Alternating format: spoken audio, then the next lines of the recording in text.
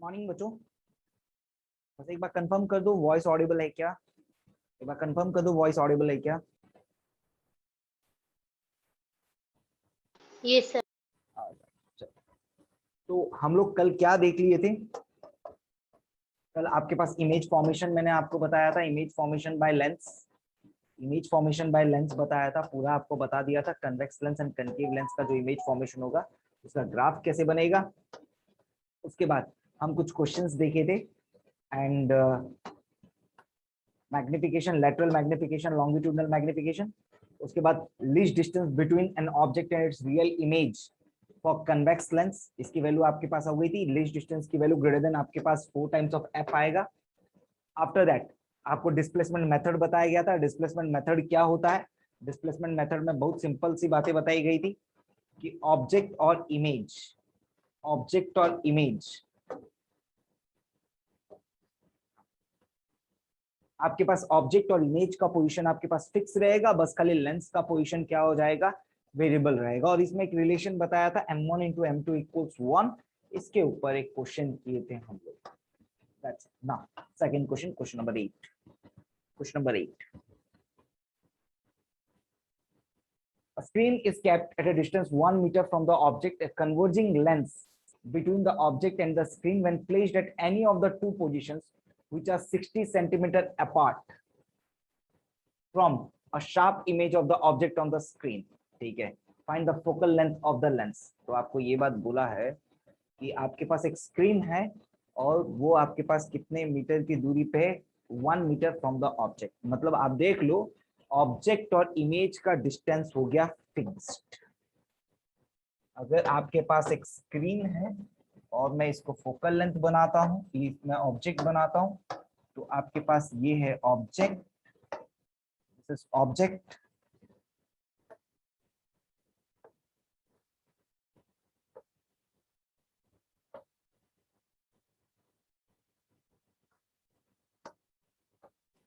ये आपके पास हो गया ऑब्जेक्ट। इसका कलर नहीं आ रहा है, just a minute.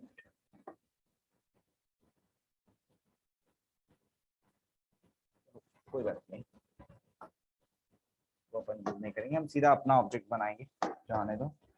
This is an object, this is an object and image इसका यहाँ पर बन रहा है, स्क्रीन पे बन रहा है। दिस इज इमेज, यहाँ पर कहीं बन रहा है, इसका इमेज बन रहा है। This one is image and this one is your object. यहाँ पर अपने पास एक लेंथ बना देते हैं बीच में।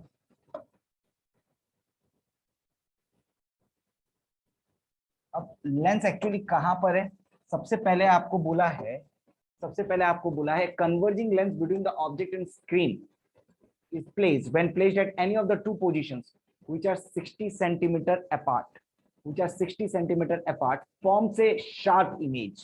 इसका मतलब समझना, कोई भी दो पोजीशन जो 60 सेंटीमीटर अपार्ट है, ये बात समझाता हूं आपको।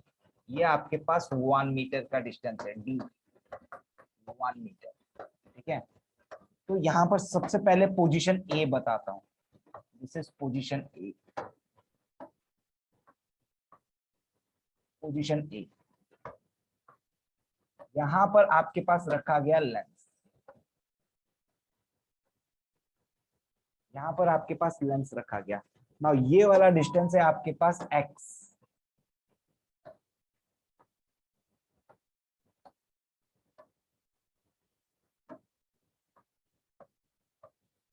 तो ऑब्वियस सी बात है ये वाला डिस्टेंस हो जाएगा आपके पास 1 माइनस एक्स।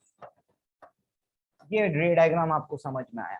अब आपके पास दूसरा पोजीशन भी रखेगा, दूसरा पोजीशन भी आएगा आपके पास, ये x है, ये 1 माइनस एक्स है। तो आपको ये बोला गया है, नाउ सेम चीज कॉपी करूंगा मैं, सेम चीज, बस खाली क्या होगा, देखो सेम बनाऊंगा, सेम लेंथ बनाऊंगा, ऑब्जेक्ट और इमेज। ये ऑब्जेक्ट डिस्टेंस और इमेज डिस्टेंस चेंज नहीं होना चाहिए, ऑब्जेक्ट डिस्टेंस और इमेज डिस्टेंस आपके पास कांस्टेंट रहना चाहिए। और आपको ये बात पता है कि ये अगर आपके पास ऑब्जेक्ट बनाऊंगा, अगर आप चाहते हैं वहां पर वो इमेज दे, अगर आप चाहते हैं कि इमेज यहां पर ही बने, इसी पोजीशन पे इमेज बने ऐसा आप चाहते हैं, तब एक ही कंडीशन है, one and only situation, point B, such that ये वाला डिस्टेंस अगर आपके पास x होगा, ये वाला डिस्टेंस 1 - x होगा। आपको पता है सवाल में क्या गिवन है? सवाल में ये गिवन है कि ये दोनों पॉइंट, ये पॉइंट और ये पॉइंट, इन दोनों के बीच का डिस्टेंस 60 सेंटीमीटर।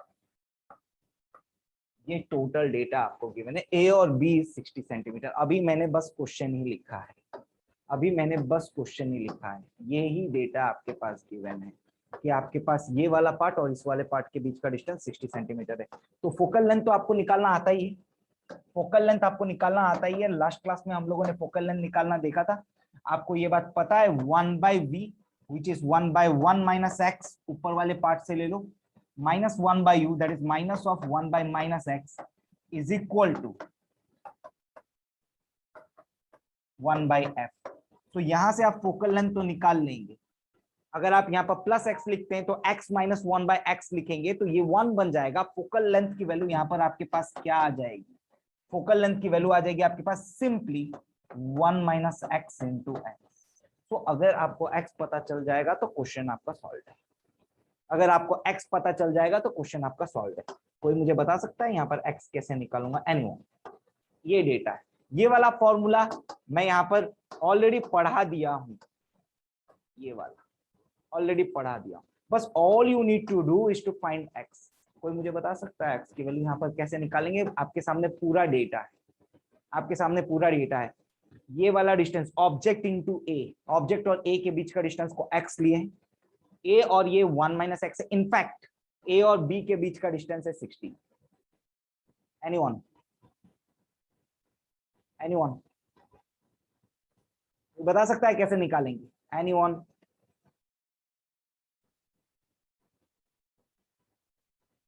नहीं? देखो, मैं इस पॉइंट को O बोलता हूं, ऑब्जेक्ट ए, इमेज। मैं ये पूरा लाइन लिख रहा हूं, अगर नहीं समझ में आएगा तो बोलना। OA plus AB plus BI is equal to 1, right? OA plus AB plus BI is equal to 1। मेरे को AB की वैल्यू गिवन है 60, OA आपके पास है x और ये BI की वैल्यू भी आपके पास है x।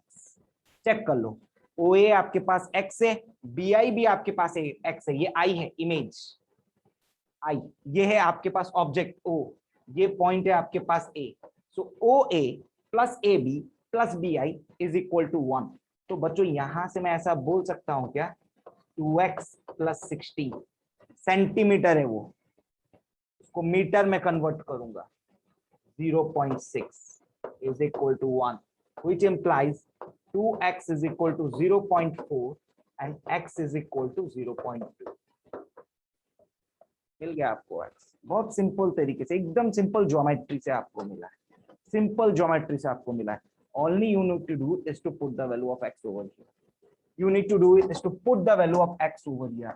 तो यहाँ पर वैल्यू क्या आ जाएगी? 1 - 0.2 into 0.2, which is 0.8 into 0.2, 0.16 metre और 16 सेंटीमीटर। बताओ किसको समझने में प्रॉब्लम हुआ? ये बता दो मेरे को बस खाली। ये है इस क्वेश्चन का सॉल्यूशन। किसी को कुछ प्रॉब्लम हुआ तो बताओ, अदरवाइज आगे बढ़ेंगे।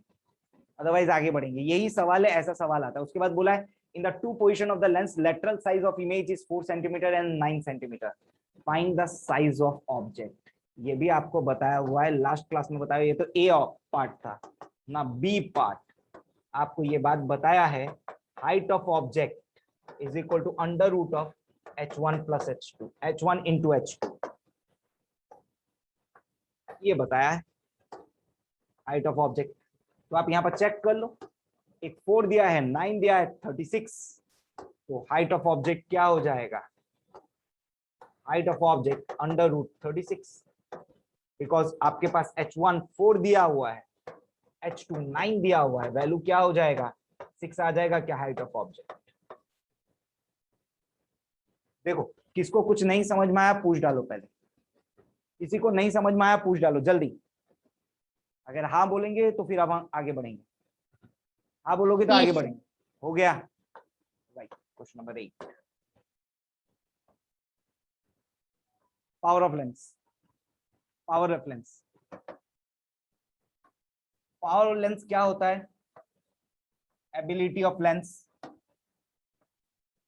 एबिलिटी या मेजर डिग्री ऑफ कन्वर्जेंस और डाइवर्जेंस।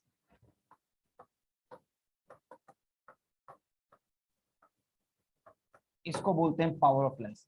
जितना ज्यादा बॉडी कन्वर्ज हुआ उतना ज्यादा उसका पावर, जितना ज्यादा आपके पास रे ऑफ लाइट कन्वर्ज हुआ उतना ज्यादा power of lens. I repeat, जितना ज्यादा आपके पास रे ऑफ लाइट कन्वर्ज हुआ उतना ज्यादा उसका पावर है। तो इसी हिसाब से मैं ऐसा बोल सकता हूं parallel beam of light converges on focus, इसका मतलब जितना कम फोकस उतना ज्यादा power. So we represent power P equals 1/f focal length. इसकी यूनिट इज डायोप्टर, डी से लिखते हैं कैपिटल डी, और आप इसको मीटर इनवर्स बोल सकते हैं, ये इसकी ऐसा यूनिट है। This is what we write the power of lens, right. Unit है आपके पास डायोप्टर और आप इसको क्या बोलते हैं मीटर इनवर्स बोलते हैं, डायोप्टर बोलते हैं या मीटर इनवर्स बोलते हैं, राइट। नेक्स्ट राइट क्वेश्चन देखेंगे।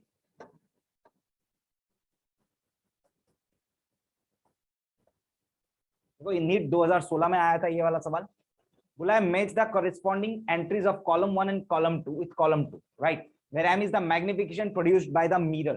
ठीक है, तो आप यहां पर देख लो, एक सवाल देख लो, आपके पास ये मिरर से सवाल आया था, आपके पास 2016 में आया था मैग्निफिकेशन का।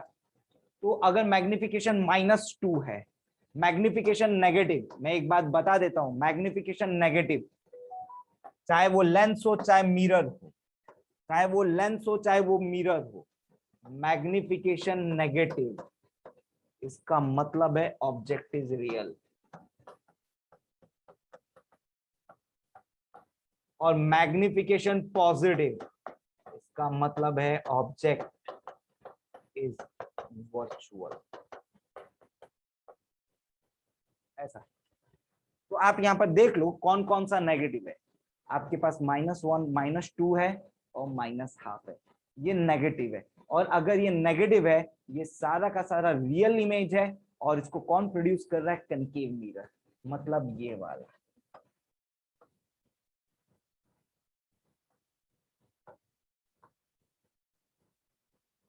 आपके पास ए का ऑप्शन होना चाहिए, BC होना चाहिए, और क्योंकि नेगेटिव है बी का ऑप्शन भी यही होना चाहिए।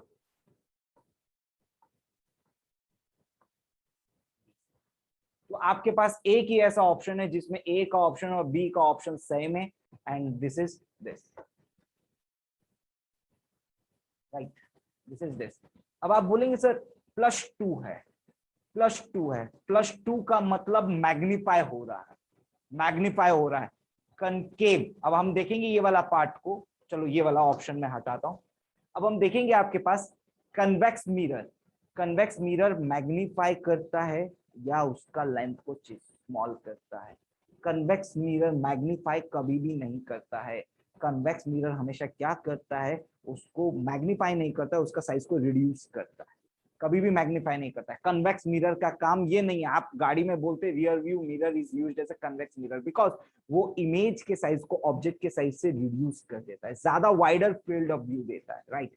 तो हम लोग कन्वेक्स मिरर में कभी भी मैग्निफिकेशन, ये याद रखना, in convex mirror, in convex mirror m cannot be, m is always less than equal to 1। अगर always less than equal to 1 है तो कन्वेक्स मिरर के लिए सिर्फ एक ही चीज है, that is positive, because convex mirror कभी भी आपको रियल इमेज नहीं देगा, कन्वेक्स मिरर कभी भी आपको रियल इमेज नहीं देगा, तो आपके पास एक ही ऑप्शन बचता है ये +½ के लिए, मतलब ये जाएगा ए और डी। एंड +2 कन्वेक्स मिरर नहीं दे सकता, ये मैंडेटरी है। +2 कौन देगा? कनकेव मिरर देगा, और क्योंकि +2 है तो इमेज इज वर्चुअल। तो आपके पास सी ऑप्शन है, बी एंड डी, और डी किसके साथ मैच खा रहा है? ए और डी के साथ मैच खा रहा है। तो आपके पास कौन सा ऑप्शन करेक्ट हो गया इधर? ऑप्शन 2। ऑप्शन 2 आपके पास करेक्ट हो गया। This is question number 9। Next देखो question number 10।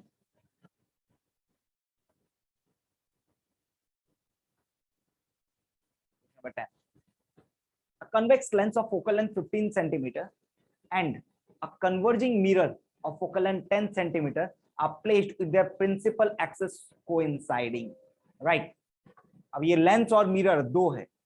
A point source S is placed on principal axis at a distance of 12 centimeter from the lens. Right. It is found that the final beam comes out parallel to the principal axis. Find the separation between mirror and lens. देखो सवाल कैसा होगा, यहाँ पर figure बोला है पर मैंने फिगर नहीं दिया है, ऐसा कुछ है। देखो आपके पास एक लेंस है, combo of a lens and a mirror, ऐसा। It is found that the final beams comes out parallel to the principal axis. अब समझेंगे ये वाला पार्ट को, ऐसा कुछ ये है, कनकेव मिरर है, कनकेव मिरर है, राइट। अब इन दोनों के बीच का सेपरेशन तो मेरे को नहीं पता है, ये मेरे को नहीं पता है कितना है, मुझे कोई आइडिया नहीं इस बारे में, ये बारे में कोई आइडिया नहीं। अब ये बोला है converging lens of focal length 15 centimetre, मतलब फोकल लेंथ ऑफ लेंस मेरे को गिवन है 15 सेंटीमीटर है, और focal length of converging mirror मतलब concave mirror is a converging mirror, तो मिरर का फोकल लेंथ आपके पास बेसिकली नेगेटिव होगा, क्योंकि कनकेव मिरर की वैल्यू अपन -20 सेंटीमीटर डालते हैं, राइट। तो बोला है point source S is placed on the principal axis at a distance 12 centimetre from the lens, ऐसा कुछ है, लेंस से 12 सेंटीमीटर के अंदर। मतलब आप देखो जरा कि लेंस का, यह है लेंस का फोकल लेंथ, राइट। तो आप विच इज 15 सेंटीमीटर, और आप उसके अंदर में रखें ऑब्जेक्ट, ये रहा सोर्स, जो यहां से कितनी दूरी पे है? 12 सेंटीमीटर की दूरी पे, ऐसा रखें। This is the diagram, final diagram. तो आपको बोला है it is found that the final beam comes out parallel to the principal axis. Find the separation between mirror and the lens. अब देखो क्या हो रहा है, जब आपके पास फाइनल बीम पैरेलल आ रहा है, ये एक ही कंडीशन पे हो सकता है, रिपीट, फाइनल बीम पैरेलल एक ही कंडीशन में हो सकता है, और वो कंडीशन क्या है? कंडीशन क्या है? ये इमेज फॉर्म बाय मिरर, आपको आराम से बता रहा हूं, समझना। मैं फाइनल बीम पीछे से जा रहा हूं, पीछे से जा रहा हूं, यहां से फाइनल बीम ऐसे आ रहा है, पैरेलल आ रहा है, बाहर निकल रहा है, ये है फाइनल बीम, पैरेलल निकल रहा है। ये तभी निकल सकता है जब इधर ऑब्जेक्ट इधर हो, और this point is what? Focal length of the lens. This point is nothing but the focal length of the lens. This point is nothing but the focal length of the lens. अगर ये mirror इधर image बनाता है, इधर, तब जाके आपके पास क्या होगा? फाइनल लेंथ, फाइनल रे आपके पास पैरेलल आएगी, बिकॉज अगर फोकस पे ऑब्जेक्ट होगा तभी आपके पास लेंस रे ऑफ लाइट कैसे निकलेगी? पैरेलल निकलेगी। ये पहला बात होगी। अब दूसरा बात, अब आप बोलेंगे सर मिरर इधर फोकस पे इमेज कैसे बनाएगा? तो ठीक है, अब मेरे को तो पता नहीं ना यहाँ पर इमेज कहाँ बन रही है, ये एस की वजह से इमेज कहाँ पर बन रही है, बिकॉज यहाँ पर आपके पास देखो क्या क्या फेनोमेना हो रहा है। सबसे पहले एस की वजह से यहाँ पर इमेज बनेगी, फिर उसके बाद मिरर उसको रिफ्लेक्ट करेगा और उसका इमेज यहाँ बनाएगा, और उसके बाद आपके पास क्या करेगा? रे ऑफ लाइट क्या होगी? पैरेलल जाएगी, रे ऑफ लाइट पैरेलल जाएगी। इसके बाद क्या होगी? तो ये आपके पास टोटल स्टोरी है। This is the total story. तो हम यहाँ पर बिट बाय बिट क्वेश्चन करेंगे। देखो ध्यान से देखो, दिस इज लेंस। सबसे पहला मैं करूंगा फर्स्ट रिफ्रैक्शन या रिफ्रैक्शन बाय लेंस या image formation by lens, image formation by lens, image formation by lens. सबसे पहले ये वाला काम करूंगा। तो सबसे पहले आपको ये बात पता है 12 सेंटीमीटर पे है, 12 सेंटीमीटर पे आपके पास क्या है, यहाँ पर सोर्स रखा हुआ है। A point source is placed at axis at a distance of 12 centimetre from the lens. चलो 12 सेंटीमीटर पे रखा हुआ है इसको, सोर्स को। जब 12 सेंटीमीटर पे रखा हुआ है, आप इसकी इमेज बना सकते हैं। इसकी इमेज कहाँ बनेगी, 12 सेंटीमीटर पे रखा हुआ है, तो 1/v minus 1/u is equal to 1/f। Data आपको पता है, सबसे पहले इमेज डिस्टेंस निकाल लेंगे। 1/v minus of 1/-12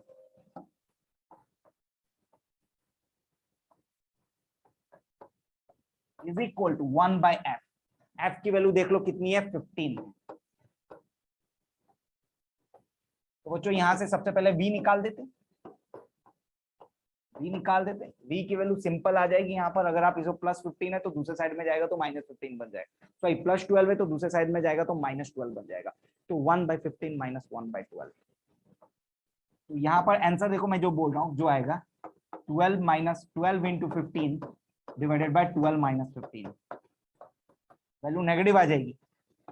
12 into 15 bye -3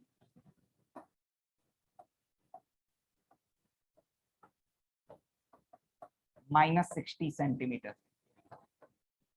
इसका मतलब बच्चों, ये जो इसका पहला इमेज कहां पर बनेगा, पहला इमेज इधर से 60 सेंटीमीटर पे बनेगा। इधर कहीं बनेगा, ये डिस्टेंस पे बनेगा।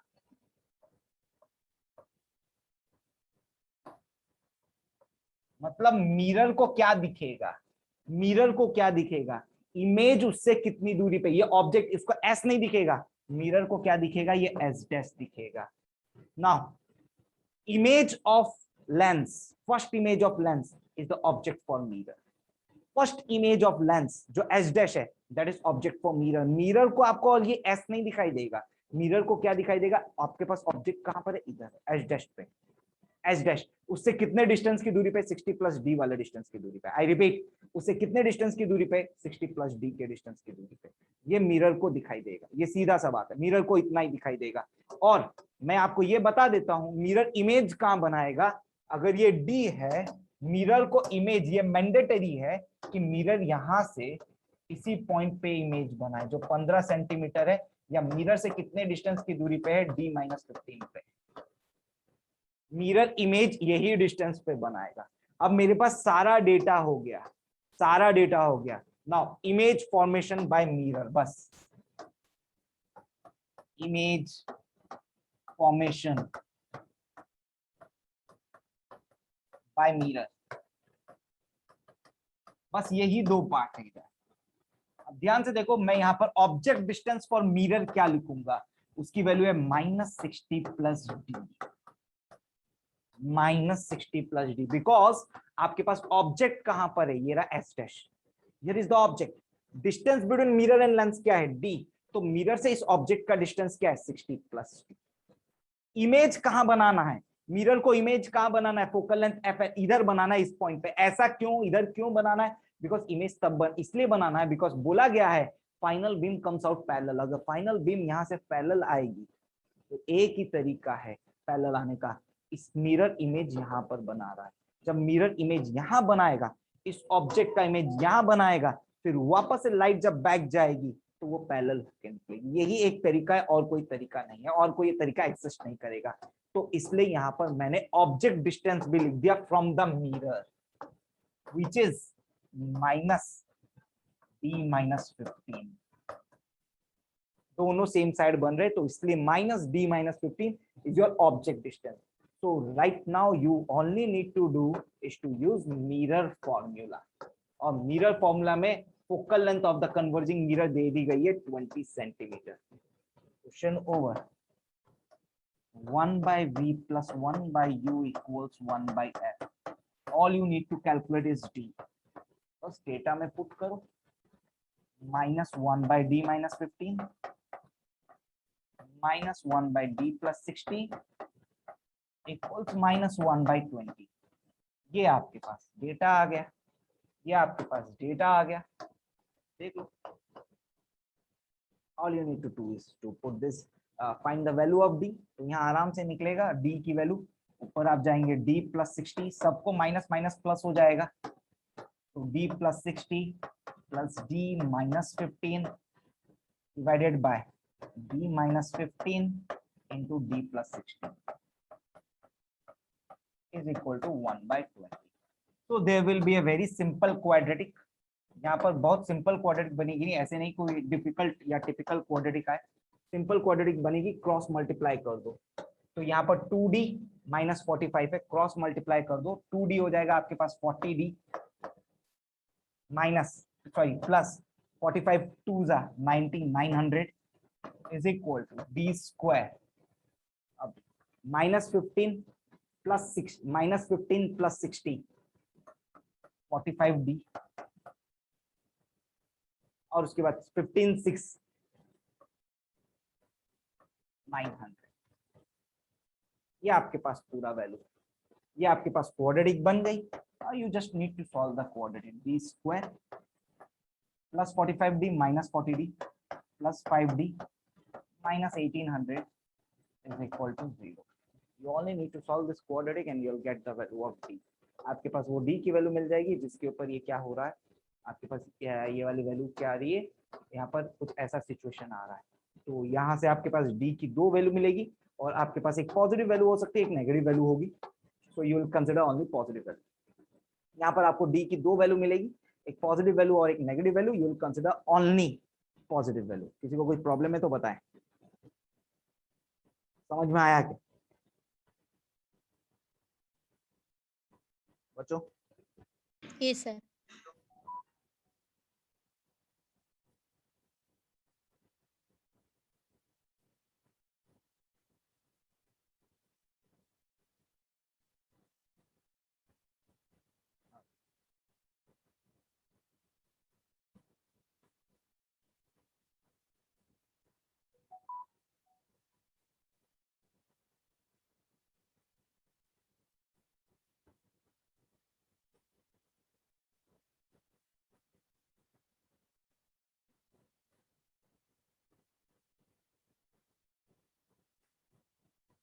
तो यहाँ से आप d निकाल लेंगे, तो आपके पास d की क्या क्या वैल्यू हो जाएगी, let me tell you.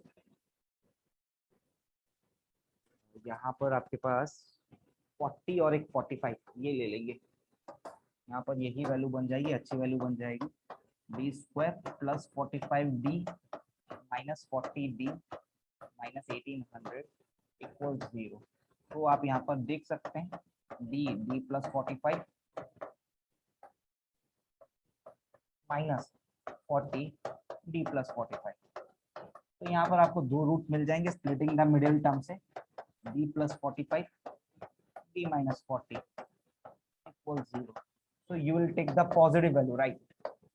You will take the positive value ले लेना और क्या, d equals 40 माइनस 45। तो आप यहाँ पर सिर्फ और सिर्फ कौन सी वैल्यू लेंगे, 40 वैल्यू लेंगे। So distance between lens and mirror is 40 centimetre. Distance between lens and mirror is 40 centimetre. Distance between lens and mirror is 40 centimetre. That's it. Next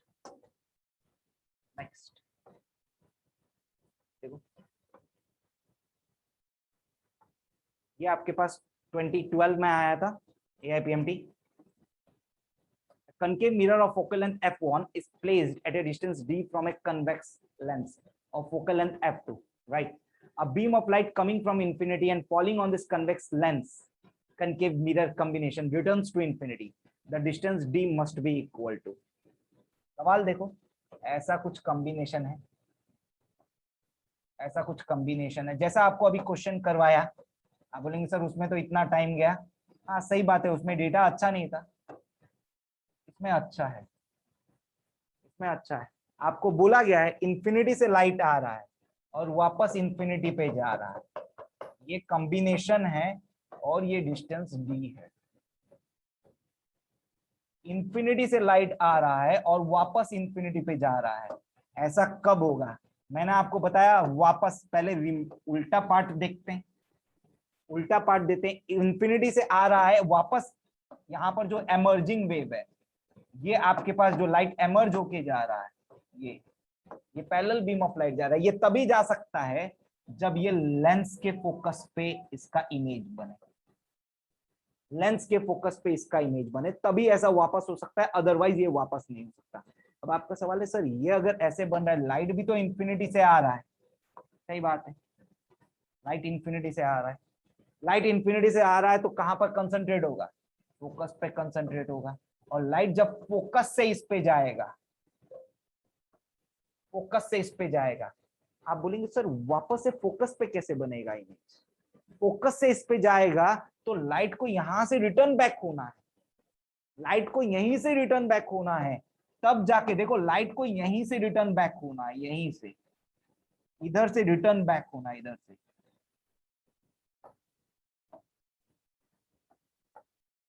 देखो लाइट को इधर से रिटर्न बैक होना है, इधर से रिटर्न बैक होगा तभी तो यही पाथ ट्रेस बैक करेगा। तो इसका एक ही मतलब है, इसका एक ही मतलब है, यहां पर लाइट अगर रिटर्न बैक हो रहा है तो यहां पर गिर रहा होगा परपेंडिकुलरली, और यहां पर परपेंडिकुलरली गिर रहा है, इसका मतलब ये जो पॉइंट है, this point is radius of curvature, this point is radius of curvature r, which is equal to 2 times of focal length of mirror। और ये तो आपके पास है फोकल लेंथ ऑफ लेंस, आपको पता चल गया d is equal to 2 times of focal length of mirror plus focal length of lens. और आपके पास यहाँ पर आंसर देख लो, focal length of mirror plus focal length of lens. तो डी मिरर का फोकल लेंथ आपको f1 दिया है और लेंस का फोकल लेंथ आपको f2 दिया है, तो आपके पास आंसर क्या आ जाएगा? 2f1 plus f2। तो ये कौन सा ऑप्शन है? आपके पास ये ऑप्शन क्या है? 1। बताए ये कंसेप्ट समझ में आया कि नहीं आया? देखो इसमें कोई कैलकुलेशन नहीं किया हूं, थोड़ा सा लॉजिक लगाया हुआ हूं। कैसे लॉजिक लगाया हुआ हूं? कोई बोलेगा सर ये आर कैसे है, ये बात मैंने आपको बता दिया था। फॉर ए सर्कल, अगर आप कहीं पर भी सर्कल यूज करेंगे, कहीं पर भी आपके पास सर्कल रहेगा, कहीं पर भी अगर आपके पास सर्कल रहेगा बच्चों, और आप कहीं पर भी टेंजेंट बनाएं, मैंने बस यही कंसेप्ट यूज किया, अगर सर्कल है और यहां पर टेंजेंट बना, तो ये जो रेडियस है, ये रेडियस इसको परपेंडिकुलर होगा, या वाइस वर्सा, या वाइस वर्सा, और प्रोवाइडेड ये सेंटर से पास होना चाहिए। रेडियस मतलब ये डिस्टेंस आपके पास आ रही है, रेडियस ही होगा। तो जब आप यहाँ पर देख रहे हैं, यहां से लाइट इधर परपेंडिकुलर गिर रहा है, मतलब उसके सरफेस पर परपेंडिकुलर गिर रहा है। आपका सवाल सर परपेंडिकुलर क्यों होगा? बिकॉज यहाँ पर वापस से लाइट सेम पाथ में लौट रहा है। प्रिंसिपल ऑफ रिवर्सिबिलिटी एक ही केस में हो सकता है, जब light strikes a reflecting surface which is kept perpendicular. यही आपको प्रिंसिपल ऑफ रिवर्सिबिलिटी बताया था। देखो कितना इंपॉर्टेंट है, प्रिंसिपल ऑफ रिवर्सिबिलिटी से भी क्वेश्चन आता है आपके पास। So you need to be very careful. आप यहाँ पर ये क्वेश्चन को अगर करने लग गए, जो लास्ट वाले मेथड से आपको बताया था, कोई बोलेगा सर इस तरीके से करने से नहीं होगा, भाई इस तरीके से करके देखो कितना लंबा जा रहा है, कितना लंबा जा रहा है। So you need to be very careful while solving the question. अगर आपको बोला है कि जैसे आ रहा है वही पाथ को रिट्रेस कर रहा है, तो ऑब्वियस सी बात है जो भी रिफ्लेक्टिंग सरफेस के ऊपर गिर रहा है तो परपेंडिकुलर ही गिर रहा है। तो अगर इधर परपेंडिकुलर गिर रहा है बच्चों, ये बात तो समझ में आ जाएगी, तो ये रेडियस ऑफ सेंटर से पास कर रहा है, सेंटर से पास कर रहा है, तो r is equal to 2 times of fm, और ये fl है तो लिख दिया d की वैल्यू। समझ में आया? क्वेश्चन नंबर 11 जो आपके पास पीएमटी में आया था 2012, समझ में आ गया क्या? समझ में आ गया? Yes, sir. नेक्स्ट हेडिंग डालो combined focal length. Combined focal length.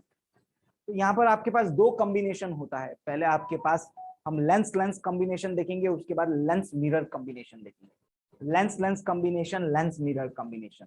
तो सबसे पहले जब कंबाइंड फोकल लेंथ के बारे में बात करेंगे, यहाँ पर मैं आपको पढ़ाऊंगा लेंस लेंस कॉम्बिनेशन।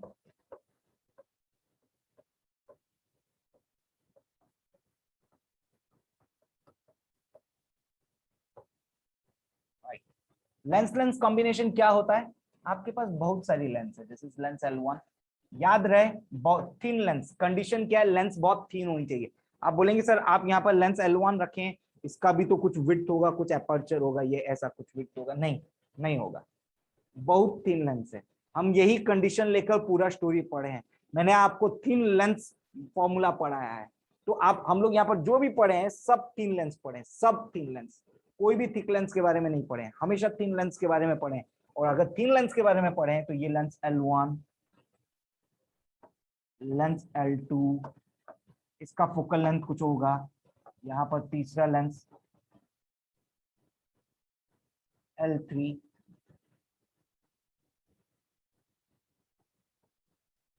चौथा लेंस बना देता हूं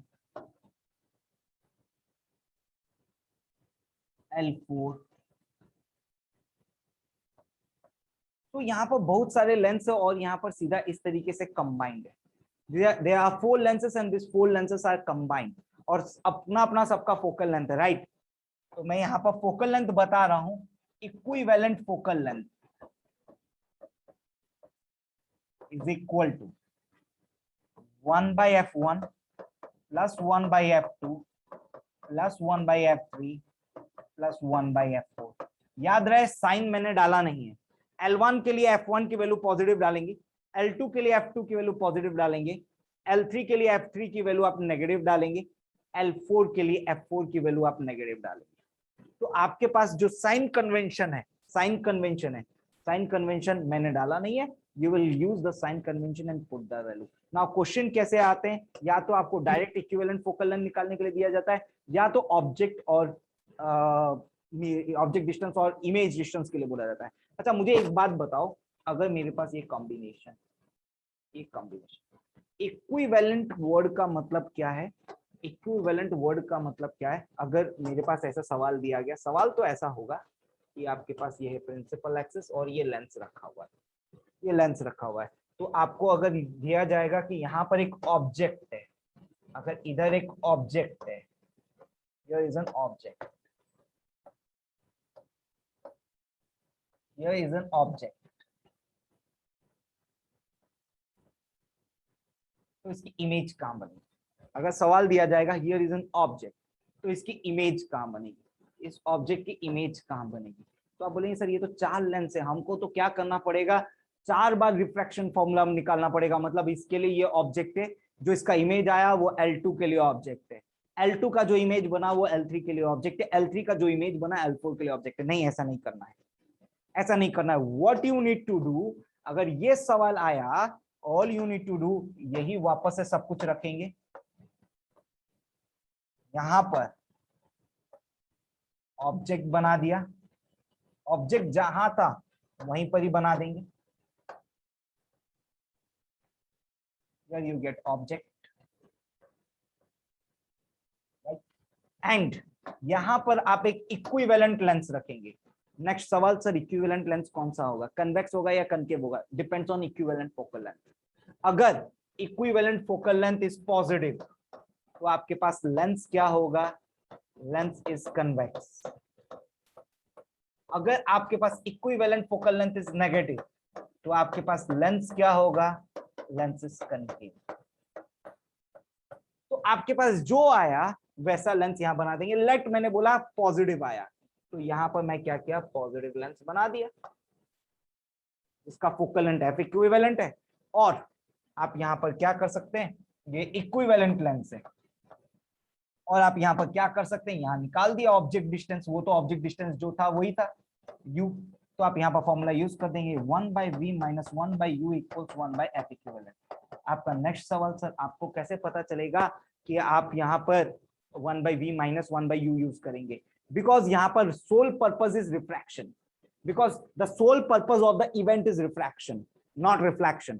रिफ्लेक्शन इवेंट होता, अगर यहाँ पर लाइट बाउंस बैक करती तो मैं यहाँ फॉर्मूला लिखता 1/v + 1/u। यहाँ पर लाइट बाउंस बैक नहीं कर रही है, लाइट एक मीडियम से दूसरे मीडियम में जा रही है, एक साइड से दूसरे साइड में जा रही है, क्रॉसिंग ए मीडियम। तो इधर फॉर्मूला यूज करूंगा 1/v - 1/u = 1/f इक्विवेलेंट। तो आपके पास आंसर आ जाएगा, फटाफट आंसर आ जाएगा। तो अगर किसी को लगता है सर हम लोग इतना 4 बार रिफ्रैक्शन वाला पार्ट यूज करेंगे, नहीं करना है, 4 बार यूज नहीं करना है, आपको एक बार में ही खत्म करना है, right. So this is lens combination. Lens mirror combination भी देखेंगे। सबसे पहले लेंस कॉम्बिनेशन पे कुछ क्वेश्चन देखेंगे। पहले लेंस कॉम्बिनेशन, उसके बाद देखो कुछ क्वेश्चंस देखो पहले।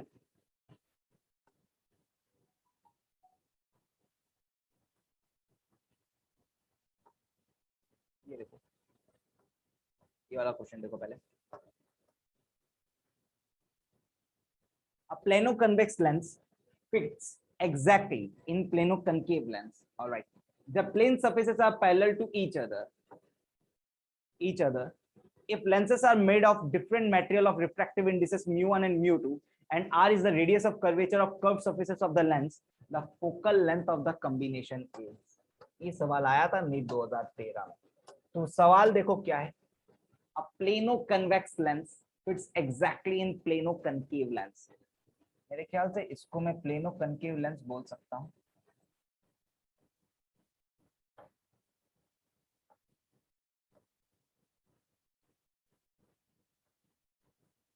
It's exactly into a plano convex concave lens. ये प्लेनो कनकेव लेंस और and this is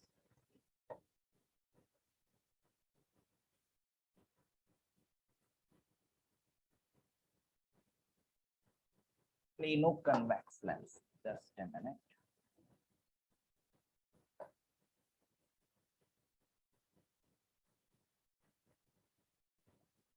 ये बना दिया मैंने, एग्जैक्ट फिट बना दिया। Plano convex lens fits exactly इन प्लेनो कनकेव लेंस।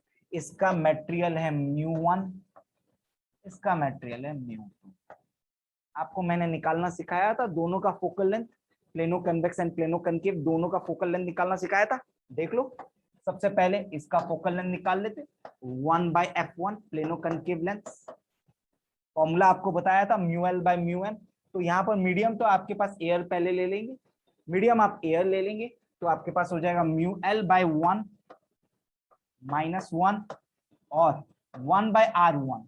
अब आप देखो r1 आपके पास कैसा है, यहाँ पर आपके पास r1 प्लेन सरफेस है और प्लेन सरफेस का मैंने आपको रेडियस बताया था इन्फिनिटी होता है। तो r1 की जगह पे लिख दूंगा 1/∞। r2 आपके पास क्या है, लेफ्ट साइड में आ रहा है। आई रिपीट, r2 आपके पास लेफ्ट साइड में आ रहा है, तो इसकी वैल्यू आपके पास क्या लिखूंगा, 1/-r। समझ में आया क्या? ये f1 निकाला, समझ में आया कि नहीं आया? यहाँ पर f1 की वैल्यू सीधी ऐसे आ जाएगी, f1 is equal to r/μ1 - 1। बताओ किसको समझने में दिक्कत हुआ वो पहले बताओ, फिर अपन f2 भी जाएंगे। f1 समझ में आया क्या? f1 समझ में आया? Yes. f2 निकाल देते हैं। f2 इज सेम, f2 उसी तरीके से निकलेगा। देखो सर वॉइस कट रहा है। मेरा वॉइस कट रहा है। अभी सही है क्या वॉइस? अभी सही है? जी सर। अभी सही है, ठीक है। तो 1/f2 is equal to same story use करूंगा, पर यहाँ पर μl/μm दैट इज mu2 और μm आपके पास एयर है -1, राइट। 1/r1 - 1/r2। वो जो r1 आपके पास क्या है इधर, ये पहला सरफेस, ये येलो वाले का पहला सरफेस है। r1 मतलब कौन सा है, लेफ्ट साइड। r1 कौन सा, लेफ्ट साइड, और लेफ्ट साइड को मैंने क्या बोला है, नेगेटिव, 1/-r। और r2 कौन सा सरफेस है, प्लेन, वो कौन सा साइड है, राइट साइड। उसको प्लेन सरफेस का मैंने आपको क्या बोला है, इन्फिनिटी बोला। चाहे आप लेफ्ट लो चाहे right low, what ever the situation is, तो आपके पास वो तो 1/∞ होगा ही होगा। हो गया? तो आप यहाँ पर आगे देख लो क्या हो सकता है।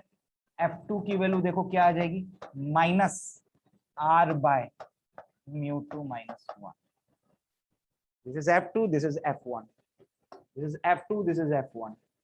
All you need to calculate is equivalent focal length of the combination.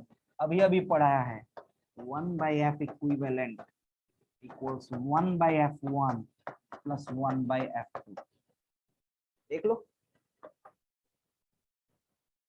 Values put करो, वैल्यूज पुट करो, u1 माइनस 1 बाय r और f2 की वैल्यू नेगेटिव आएगी माइनस μ2 माइनस 1 बाय r. तो आप देख सकते हैं वैल्यू क्या आ रही है, आपको वैल्यू मिल जाएगी f इक्विवेलेंट की. डायरेक्ट लिख रहा हूं मैं बिकॉज -1 वाला पार्ट कट जाएगा, -1 वाला पार्ट कट जाएगा. डायरेक्ट वैल्यू लिख रहा हूं मैं f equivalent r by μ1 minus μ2. ये है आपके पास आंसर. समझ में आया क्या? तो this combination will basically behave as a convex lens if mu1 is greater than mu2. It will behave as a concave lens if mu1 is less than mu2. तो नहीं बता सकता मैं कुछ जब तक मेरे को mu1 और mu2 की वैल्यू नहीं पता चली. तो इसमें सिर्फ पूछा है focal length of the combination बता दिया गया, राइट. सवाल देखो 2016 में, मतलब ये कॉम्बिनेशन का क्वेश्चन पूछने की फ्रीक्वेंसी बहुत सही है, बार बार पूछता रहता है. तो आपके पास 2016 में देखो क्या आया है सवाल. टू आइडेंटिकल ग्लासेस आपके पास बोला गया है, identical glasses glass equi convex lens of focal length f each are kept in contact. चलो डायग्राम बना देते हैं. आइडेंटिकल है इसका मतलब दोनों का फोकल लेंथ सेम है. आइडेंटिकल है इसका मतलब दोनों का फोकल लेंथ सेम है. तो आइडेंटिकली बनाते हैं, कॉपी बना दी आइडेंटिकल लेंस, राइट ना. उसके बाद बोला गया है the space between the two lens is filled with water. इसका मतलब ये वाला जो जगह बच गया है, ये वाला जो जगह बच गया है, ये इसको फिल किया गया वाटर से, ये जगह को. ये बीच वाला जगह मेरे ख्याल से it is behaving as a biconcave lens. I have two biconvex lens and between them there is a biconcave lens. I repeat, I have two biconvex lens and between them there is one biconcave lens. ऐसा है. तो आपको focal length सबसे पहले मेरे पास यहाँ पर 3 lenses हैं, लेंस 1, लेंस 2, लेंस 3, और मैं तीनों की फोकल लेंथ निकालना जानता हूँ. मैं डायरेक्ट बाइकनकेव एंड बाइकन्वेक्स लेंस का फॉर्मूला यूज करूंगा. Focal length of one is equal to mu m divided by mu l minus mu m into r by 2. तो इसकी वैल्यू आपको f दे के रखी हुई है, मतलब f1 की वैल्यू आपको ऑलरेडी f दे के रखी हुई है, और जिसका वैल्यू आप कैसे निकालते हैं 1 by p by 2 minus 1 into r by 2. Which is f. इसको अगर आप सॉल्व कर देंगे 3 by 2 minus 1 by 2 1 by 2 बनेगा is equal to r, या r is equal to f. This is radius of curvature. और यही वैल्यू आपके पास f2 की भी आ रही है, f2 की सॉरी f3 की भी आ रही है. आपका सवाल sir what is the value of f2, यहां से निकाल लो f2. f2 is biconcave lens और f2 का फॉर्मूला भी आप जानते हैं, आगे बस खाली माइनस साइन लगाना है, बाकी फॉर्मूला तो वही होगा mu m divided by mu l minus mu m into r by 2. और मेरे ख्याल से radius of curvature of biconcave lens वही होगा जो आपके पास बाइकन्वेक्स लेंस का है. 1 का जो रेडियस ऑफ कर्वेचर है और 3 का जो रेडियस ऑफ कर्वेचर है वही तो 2 का ही होगा, बिकॉज 2 के दो surfaces is one of the surface is the surface 1 and one of the surface is for surface 3. So मैं ऐसा बोल सकता हूं क्या बच्चों, यहाँ पर रेडियस ऑफ कर्वेचर भी सेम होगा. बस आपको क्या करना है, वाटर का रिफ्रैक्टिव इंडेक्स यहाँ पर यूज करना है.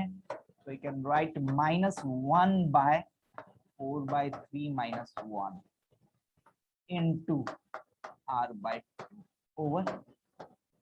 सवाल ओवर हो जाएगा. तो आप यहाँ पर क्या हो जाएगा, यहाँ पर वैल्यू देख लो, f2 की वैल्यू आपके पास आ जाएगी 4 by 3 minus 1 1 by 3 ऊपर चला जाएगा -3r/2 विच इज, मैं ऐसा बोल सकता हूं क्या, -3f/2, because r is equal to f या f इक्वल्स r, तो डायरेक्टली बोल सकता हूं क्या इसकी वैल्यू -3f/2 है, राइट। और इसकी वैल्यू जब -3f/2 है और आपको सब कुछ पता चल गया, equivalent focal length 1/f1, 1/f2, 1/f3, 1/f1 is 1/f, 1/f2 is -2/3f, and 1/f3 is equal to +1/f. Only you need to do is to solve this equation. LCM आपके पास 3f आ जाएगा, तो बेसिकली ये हो जाएगा 3 3 6, 6 minus 2 is 4, 4/3f. तो f equivalent की value आ जाएगी आपके पास 3f/4. Now the combination will behave as a convex lens. इसका फोकल लेंथ है 3f/4. ऑप्शन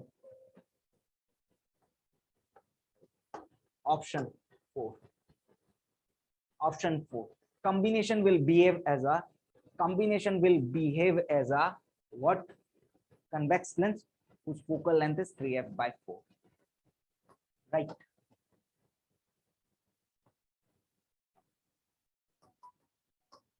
तो हेडिंग डालेंगे कट लेंस, हेडिंग डालेंगे कट लेंस।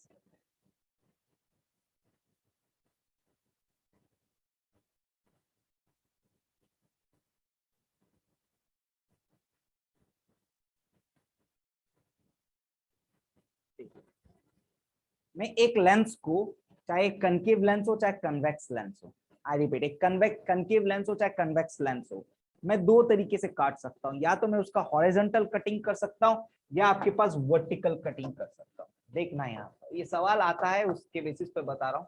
सबसे पहले हॉरिजॉन्टल कटिंग इफेक्ट क्या होता है बता देता हूं।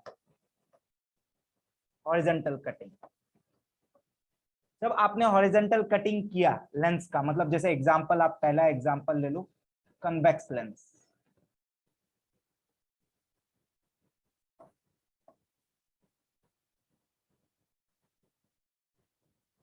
This is a convex lens और आपने इसकी की हॉरिजॉन्टल कटिंग, ऐसे यहां से काटा, इस प्लेन में आपने इसको काट दिया। So right now we have two lenses,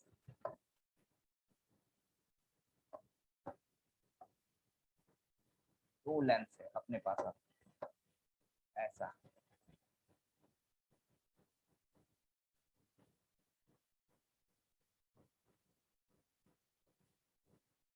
ऐसा दो लेंस हो गया। आपने इसको हॉरिजॉन्टल कटिंग कर दी, so we have two lenses right now. Now this are two independent lens. अगर आपके पास इसका फोकल लेंथ f है, तो बच्चों इसका भी फोकल लेंथ f है, इसका भी फोकल लेंथ f है, तो डिफरेंस क्या हो जाएगा आपके पास अगर हॉरिजॉन्टल कटिंग करेंगे? बस जो इमेज की इंटेंसिटी है, जो ब्राइटनेस है, वो कम हो जाएगी, और कुछ डिफरेंस नहीं आएगा। अगर आप एक लेंस को हॉरिजॉन्टल कटिंग कर दो, मतलब मान के चलो ऐसा सवाल आता है, जो इसमें एक एग्जांपल आपको समझाता हूं। आपके पास यहाँ पर क्या है, एक एग्जांपल आपको समझाता हूं। आपके पास यहाँ पर एक लेंस था, यहाँ पर एक लेंस था, जैसा सवाल आता है वो बताता हूं। और ये यहाँ पर जो इमेज एक बनाया, ये आपके पास principal axis, this is the object, this is the object, this is the object, और इसका ये ऑब्जेक्ट है, लिख देते हैं, एंड इसका इमेज यहाँ पर कहीं बन रहा है, इसका इमेज यहाँ पर कहीं बन रहा है, इसका इमेज यहाँ पर बन रहा है। तो ऐसा सीनेरियो था, ऐसा सीनेरियो था।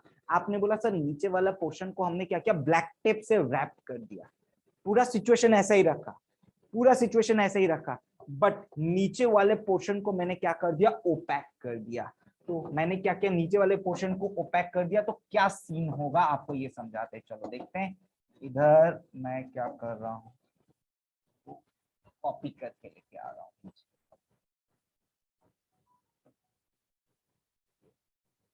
तो अगर आपने क्या किया है, नीचे वाले पोर्शन को ओपैक कर दिया है, जैसे ओपैक कर दिया है, ओपैक,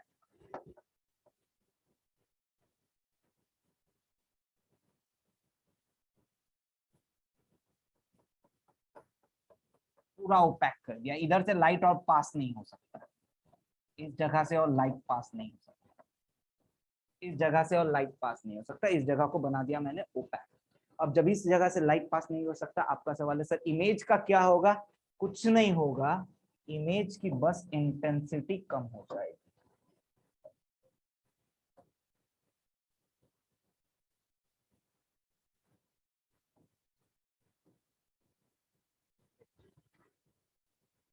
इमेज वहीं पर ही बनेगा, इमेज वहीं पर ही बनेगा, इमेज में कोई चेंजेस नहीं आएगा, इमेज यहीं पर ही रहेगा, इसका पोजीशन यहीं रहेगा, बट इमेज कैसा होगा? देख रहे हो, इमेज फेड हो गया है, इमेज फेड हो गया है, इमेज की इंटेंसिटी कम हो जाएगी और कुछ नहीं होगा, इमेज की इंटेंसिटी कम हो जाएगी। तो यहाँ पर एक ही स्टोरी है, इसका जो मैं कंक्लूजन लिखूंगा समझेंगे। कंक्लूजन इसका क्या है? When a lens is cut horizontally, then the focal length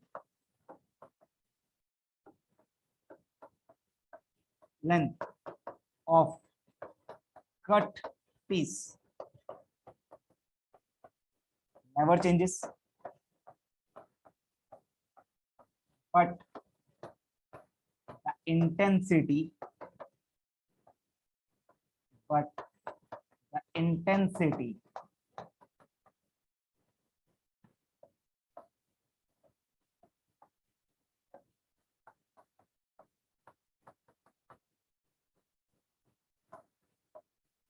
intensity of image formed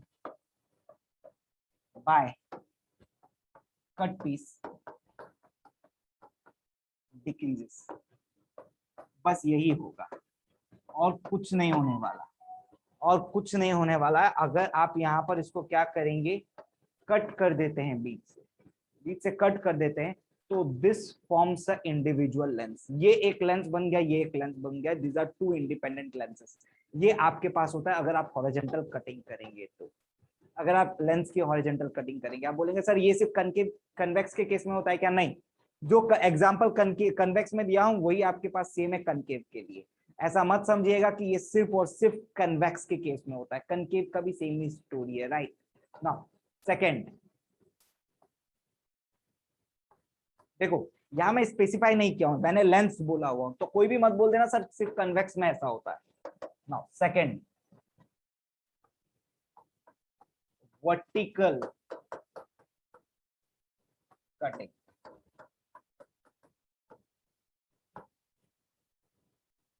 vertical cutting, अब आपको मैं उधर एग्जांपल दिया था किसका? कन्वेक्स का दिया था, इधर कनकेव का दे देता हूं। अगर आपके पास ऐसा कोई लेंस है, राइट, अगर आप इसको वर्टिकली काटेंगे, ऐसा वर्टिकल कटिंग की, वर्टिकल कटिंग, ऐसी कटिंग की, इधर बीच से कटिंग की, तो जब आप बीच से कटिंग किए हैं तो यहाँ पर आपके पास दो पार्ट आ जाएगा लेंस का। पहला पार्ट आपके पास कुछ ऐसा आएगा, मतलब आपके पास दो plano convex lens, concave lens मिल जाएगा। जब आपने कट कर दिया तो दो प्लेनो कनकेव लेंस मिल जाएगा आपको। अब यही बात याद रखना है, अगर इसका वैल्यू f है, इसका फोकल लेंथ f है, तो इनका फोकल लेंथ क्या होगा? तो जब आप इसको दो पार्ट में कट करते हैं तो फोकल लेंथ आपके पास ट्वाइस हो जाता है, चाहे आपके पास वो कन्वेक्स हो चाहे कनकेव हो। बट अगर आप इसको कैसा कटिंग करते हैं, हॉरिजॉन्टल कटिंग करते हैं, तो कुछ नहीं होता है, इसका भी फोकल लेंथ f है तो इधर का फोकल लेंथ f रहेगा, but intensity of image decrease हो जाता है। पर इसमें ऐसा कुछ नहीं है वर्टिकल कटिंग में। वर्टिकल कटिंग में अगर आप इसको ऐसे काटते हैं तो इसका फोकल लेंथ ट्वाइस हो जाता है, फोकल लेंथ डबल हो जाता है। ये बात समझ में आती है, ये लेंस की कटिंग समझ में आती है, लेंस की कटिंग समझ में आई। Yes, sir. तो अब नेक्स्ट ये वाला एक सवाल है लेंस की कटिंग पे। A point object is placed at a distance 0.3 meter from a convex lens. Focal length 0.2 meter दिया हुआ है. Cut into two halves, each of which is displaced by 0.0005 meter. बहुत कम डिस्प्लेसमेंट हुआ as shown in the figure. मैं आपको diagram बना के दिखा दूंगा. Right. Find the position of the image. If more than one image is formed, find their number and the distance between them. अब देखो आपके पास एक पॉइंट ऑब्जेक्ट है, एक प्लेस किया हुआ था डिस्टेंस 0.3 मीटर में ऑफ कन्वेक्स लेंस और फोकल लेंथ 0.2 मीटर। कहीं इधर एक कन्वेक्स लेंस हुआ करता था एंड ऐसा पॉइंट ऑब्जेक्ट है, ऐसा कुछ पॉइंट ऑब्जेक्ट है, इसका फोकल लेंथ आपको पता है 0.2 मीटर या 20 सेंटीमीटर। ये फोकल लेंथ ऑफ लेंस और आपको इसका डिस्टेंस पता है, फोकल लेंथ का ऑप्टिकल एक्सिस से डिस्टेंस आपको पता है, ये f1 हम लोग बोलते हैं इसको, f1 पॉइंट है। ये डिस्टेंस आपको पता है, ये डिस्टेंस आपके पास 20 सेंटीमीटर है और इमेज आपके पास 30 सेंटीमीटर पे रखा हुआ था इधर, ऑब्जेक्ट सॉरी ऑब्जेक्ट 30 सेंटीमीटर पे रखा हुआ था। This is object O, object का नाम A दे देता हूँ, यहाँ से रखा हुआ था 30 सेंटीमीटर। ये स्टोरी था, इनिशियल स्टोरी था। नाउ लेंस आपके पास दो पीस में कट किया गया और वो कैसा कट किया, हॉरिजॉन्टल कटिंग। डायग्राम मेरे पास है, इसमें बनाया नहीं, इसमें क्वेश्चन में नहीं, डायग्राम में गिवन था। और आपके पास लेंस को सेपरेट किया गया 0.0005 मीटर। मल्टीप्लाई 100 करो, सेंटीमीटर समझ में आ जाएगा।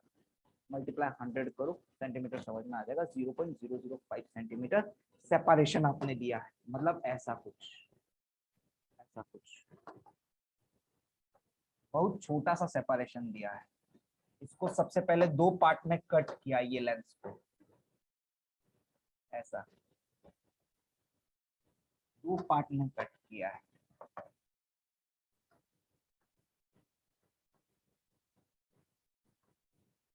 और थोड़ा सा सेपरेट भी किया है। एक तो दो पार्ट में कट किया है और थोड़ा सा सेपरेट भी किया है। इन दोनों के बीच का सेपरेशन, ये दोनों पॉइंट के बीच का सेपरेशन 0.05 सेंटीमीटर। आपको ये बात समझ में आ गई होगी, बिकॉज यहाँ पर 0.0005 मीटर था, इंटू 100 कर दूंगा, 2 जीरो तो गायब हो जाएंगे, तो सिर्फ क्या बचेगा 0.05 सेंटीमीटर। अब आपको एक बात बता दूं, आपको समझ में आएगा सर इसकी फोकल मतलब सॉरी प्रिंसिपल एक्सिस कहाँ है। यहाँ पर क्या इनकी प्रिंसिपल एक्सिस बीच में से जाएगी, नहीं, ये गलत है। ये एक सेपरेट लेंस है, ये एक सेपरेट लेंस है L1, ये सेपरेट लेंस है L2। इसका ऑप्टिकल सेंटर ये रहा O1, इसका ऑप्टिकल सेंटर ये रहा O2। इनका ऑप्टिकल सेंटर अलग अलग है भाई, ये O1 ये O2, इनका ऑप्टिकल सेंटर अलग अलग है। जब इनका ऑप्टिकल सेंटर अलग अलग है बच्चों, तो इनकी प्रिंसिपल एक्सिस एक कैसे हो सकती है। तो we have two principal axis, we have two principal axis, one passing through this lens 1। पहली प्रिंसिपल एक्सिस जो लेंस 1 से पास हो रही है, right, and there is another principal axis जो लेंस 2 से पास हो रही है।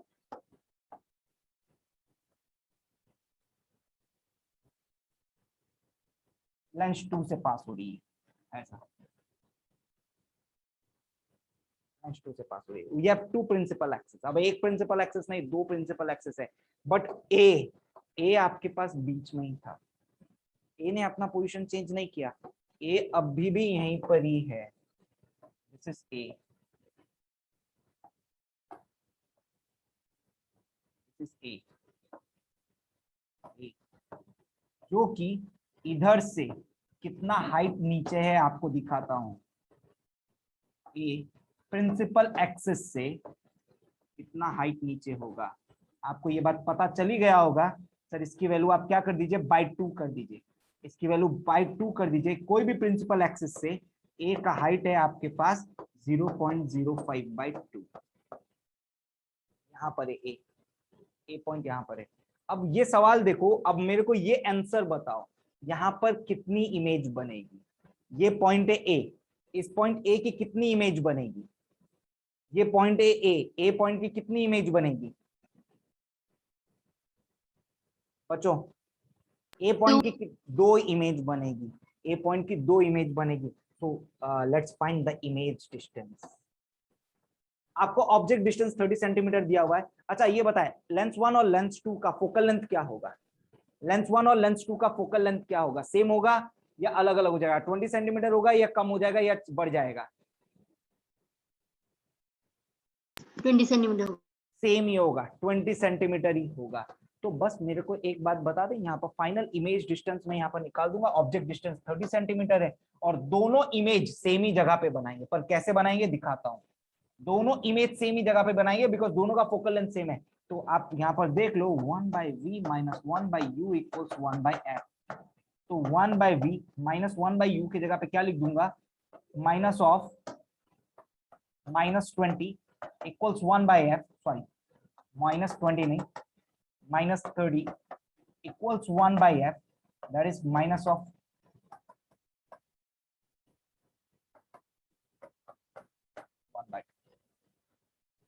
ये हो गया आपके पास टोटल फॉर्मूला। तो right now you can find v 1/v 1/20 minus 1/30। तो v की वैल्यू आपके पास कितनी आ जाएगी? It is 30 into 20 by 30 minus 20, 60 centimetre. इसका मतलब दो इमेज बनेगी, दो इमेज बनेगी ए की, और कहाँ बनेगी?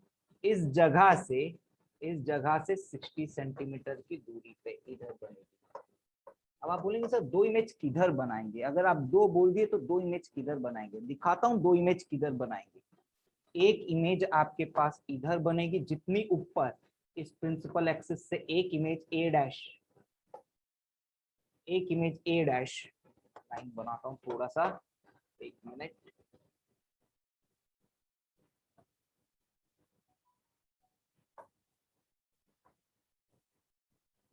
राइट, अब समझेंगे। एक इमेज इस पिंक से जितनी ऊपर बनेगी, दूसरी इमेज इस ऑरेंज से उतनी ही नीचे बनेगी। ये रहा उसका इमेज।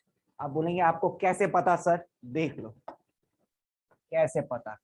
अब ये हो गया मेरा height of the object from the pink axis, तो ये मेरे को मिलेगा height of the image from the pink axis. Similarly यहां पर ये हो गया मेरे पास height of the object from the purple axis या वॉयलेट एक्सिस, ये हो जाएगा height of the image from the violet axis. और दोनों की वैल्यू आपके पास सेम ही आएगी, मतलब एक की वैल्यू खाली आप निकाल लो, हाइट ऑफ द इमेज निकाल लो बस। Height of the image by height of the object is equal to v by U. Magnification formula पढ़ाया है, तो v बाई यू की वैल्यू देख लो, v is 60, u is 30, your value will be 2। तो height of image by height of object, height of image by height of object आपको पता चल जाएगा। आपके पास इमेज का हाइट नीचे की तरफ कितना है? इमेज का हाइट नीचे की तरफ कितना है? 0.05/2। तो हाइट, सॉरी ऑब्जेक्ट का हाइट, इमेज का हाइट आपको मिल जाएगा 0.05/2 इंटू 2। तो हाइट ऑफ इमेज हो गया 0.05। इसका मतलब यहाँ पर ऑब्जेक्ट ऊपर की तरफ कितना डिस्प्लेस हो गया है? ये वाला हाइट, ये वाला डिस्टेंस 0.05 और ये वाला डिस्टेंस 0.05 और ये वाला डिस्टेंस भी 0.05 है। तो आपको जो सवाल पूछा गया था, इधर सवाल पूछा गया था find the position of the image, निकाल लिया 60 centimetre. If more than one image is found, find their number 2. What is the distance between them? 0.5, 0.5, 0.5. Distance between two image is 3 times of 0.5, 0.05 centimeter. 3 times of 0.05 centimeter. That is 3 into 0.05 कर देंगे 0.15. So distance between तो यहाँ पर ए dash की value क्या हो गई, a dash is equal to 3 into 0. Double dash and a dash 3 into 0.05 which is 0.15 centimetre. ये हो गया डिस्टेंस बिटवीन टू इमेजेस। बताएं कट लेंस का फॉर्मूला तरीका है जो हम लोग सॉल्व किए, प्रॉब्लम समझ में आया क्या? जब आपके पास हॉरिजॉन्टल कटिंग होगा उसको कैसे सॉल्व करेंगे, समझ में आया क्या? एनीवन कुछ पूछना चाहता है पूछ डालो, समझ में आ गया तो हाँ बोल दो। Yes sir. आ गया।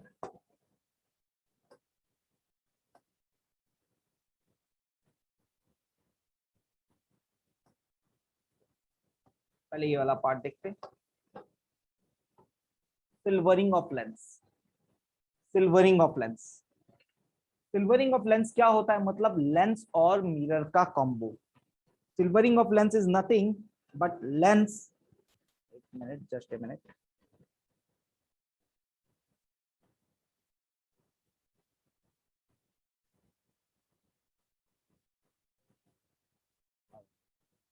Silvering of lens is nothing but lens और मिरर का combination is the silvering of lens.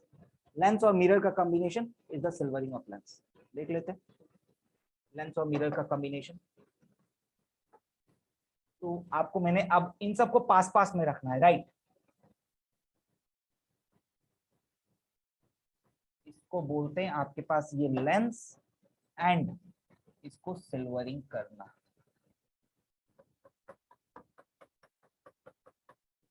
इसको बोलते हैं सिल्वरिंग ऑफ लेंस, पीछे वाले पार्ट को सिल्वर करना, राइट? आप इसको कनकेव कन्वेक्स लेंस से भी सिल्वर कर सकते हैं या आप कॉम्बिनेशन भी दिखा सकते हैं। ये एक एग्जांपल है, एग्जांपल 1, राइट? आप दूसरा एग्जांपल भी देख सकते हैं, इधर ऐसा भी हो सकता है।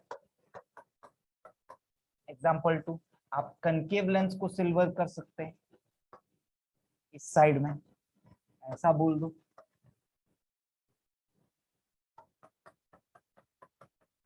या आप यहाँ पर एक और एग्जांपल ले सकते हैं, आप बोलेंगे सर ऐसा क्यों, अपन 3-4 ऐसा कुछ नहीं ले सकते एग्जांपल 3। अब देखो मिरर तो एक ही हो सकता है, मिरर तो एक से ज्यादा हो नहीं सकता सिस्टम में, मिरर तो एक ही हो सकता है। आपको समझ में आ ही जाएगा कि सर मिरर एक कैसे हो सकता है।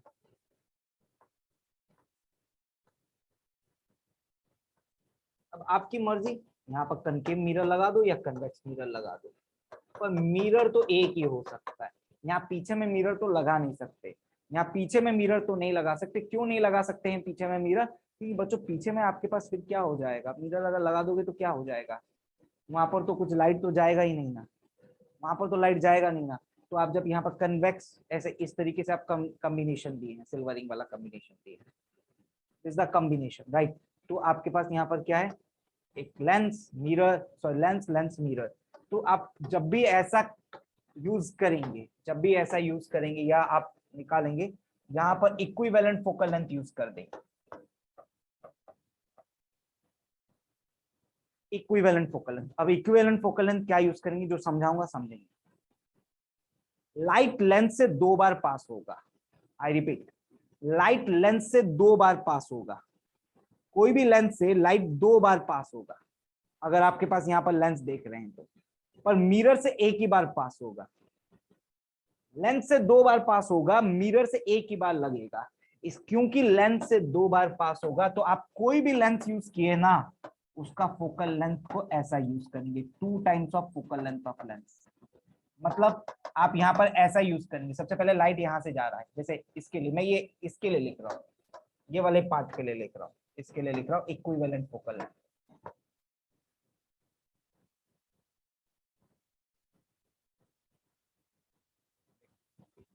इसके लिए लिख रहा हूँ, दिस इज 1, इसका फोकल लेंथ f1 है, इसका लेंथ फोकल लेंथ f2 है, इसका फोकल लेंथ f3 है।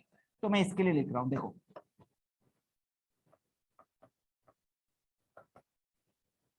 लाइट सबसे पहले जा रहा है f1 से, f1 से जा रहा है तो पहले गया 1/f1, फिर f2 से जा रहा है 1/f2, फिर स्ट्राइक किया f3 से 1/f3, फिर वापस आया f2 प्लस 1/f2, फिर वापस आया f1 प्लस 1/f1।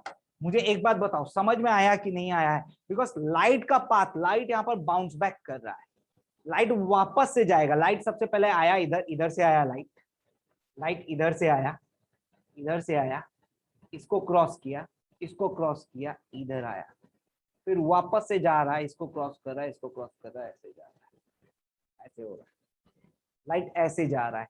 और जब ये ऐसे जाएगा तो हम लोग यहाँ पर क्या यूज कर रहे हैं, समझ में आया? यहाँ पर F1 का 2 यूज कर रहे हैं, F2 का 2 यूज कर रहे हैं, बट F3 का 1 ही यूज कर रहे हैं।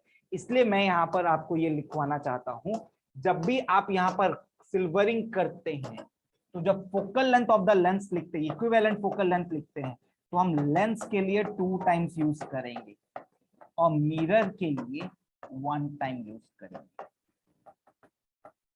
और यहां पर क्योंकि रिफ्लेक्शन फेनोमेना हो रहा है, लाइट वापस आ रहा है, लाइट वापस आ रहा है, तो यहां पर जब फॉर्मूला यूज करना है, हम मिरर फॉर्मूला यूज करेंगे, लेंस फॉर्मूला यूज नहीं करेंगे, यहाँ मिरर फॉर्मूला यूज करेंगे। Now this is the difference between आपके पास lensless combination and lens mirror combination.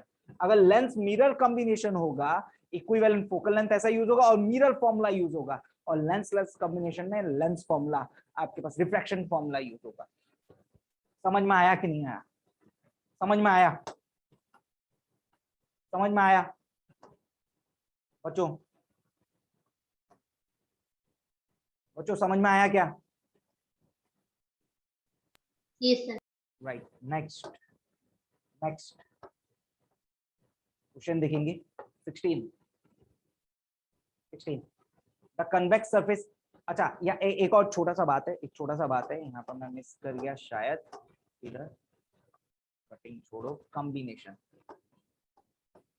यहाँ पर अगर मैं पावर के बारे में पूछूं, इक्विवेलेंट पावर, यहाँ पर इक्विवेलेंट पावर के बारे में पूछूं, क्या मैं ऐसा बोल सकता हूँ equivalent power is equal to power of 1 plus power of 2 and power of 3? ये होता है इसका इक्विवेलेंट पावर, ये होता है इस केस में इक्विवेलेंट पावर। और इधर इधर इक्विवेलेंट पावर देखो, लेंस मिरर में, लेंस मिरर में इक्विवेलेंट पावर, इक्विवेलेंट पावर आप कैसे निकालेंगे?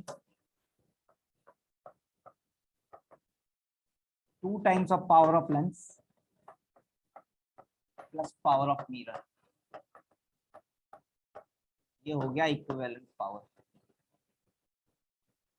फोकल लेंथ हाफ हो जाएगा तो पावर ट्वाइस हो जाएगा, इस तरीके से निकालेंगे। नाउ सीधा question, the convex surface of a thin concavo convex lens, ठीक है, is has a radius of curvature, refractive index दिया हुआ है 20 सेंटीमीटर है, the concave surface has a radius of 60 centimeter, all right, the convex side is silvered and is placed on horizontal surface, all right, at what distance from the lens should a pin be placed on the optic axis such that its image is formed at the same place?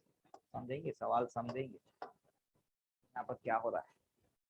तो आपके पास 2 surface है, एक convex surface है और concave surface है, और किसको आपने सिल्वर किया है? कन्वेक्स सरफेस को सिल्वर किया है। Now this is concavo convex lens,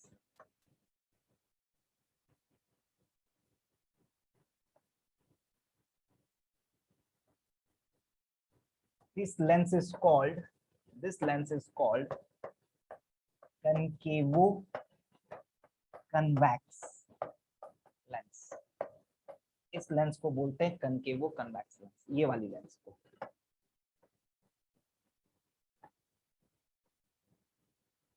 इस वाले लेंस को बोलते हैं कनकेवो कन्वेक्स लेंस। सिल्वरिंग किया है आपने इधर, इस लेंस को, इस वाले पार्ट को आपने सिल्वर किया है, ये वाले पार्ट को सिल्वर किया है, राइट। नाउ और क्या दिया हुआ है आपके पास? The convex surface of thin concavo convex lens has refractive index, has a radius of curvature 20 centimeter and concave surface has a radius of curvature 60 centimeter, और and at what distance, तो आपको यहाँ पर इन दोनों का radius of curvature भी given है। Convex surface, इसका कन्वेक्स सरफेस का रेडियस ऑफ कर्वेचर गिवन है, और कनकेव सरफेस का रेडियस ऑफ कर्वेचर आपको गिवन है। जो concave surface, that is concave surface, और ये है आपके पास प्रिंसिपल एक्सिस। तो मेरे पास यहाँ पर एक फोकल लेंथ आ जाएगा, फोकल लेंथ आ जाएगा कनकेवो कन्वेक्स लेंस का, कनकेवो कन्वेक्स लेंस का फोकल लेंथ आ जाएगा, देख लो, फोकल लेंथ निकालता हूँ सबसे पहले इस लेंस का फोकल लेंथ निकालता हूँ, इस लेंस का इक्विवेलेंट तो बाद में निकालूंगा। Focal length of this lens,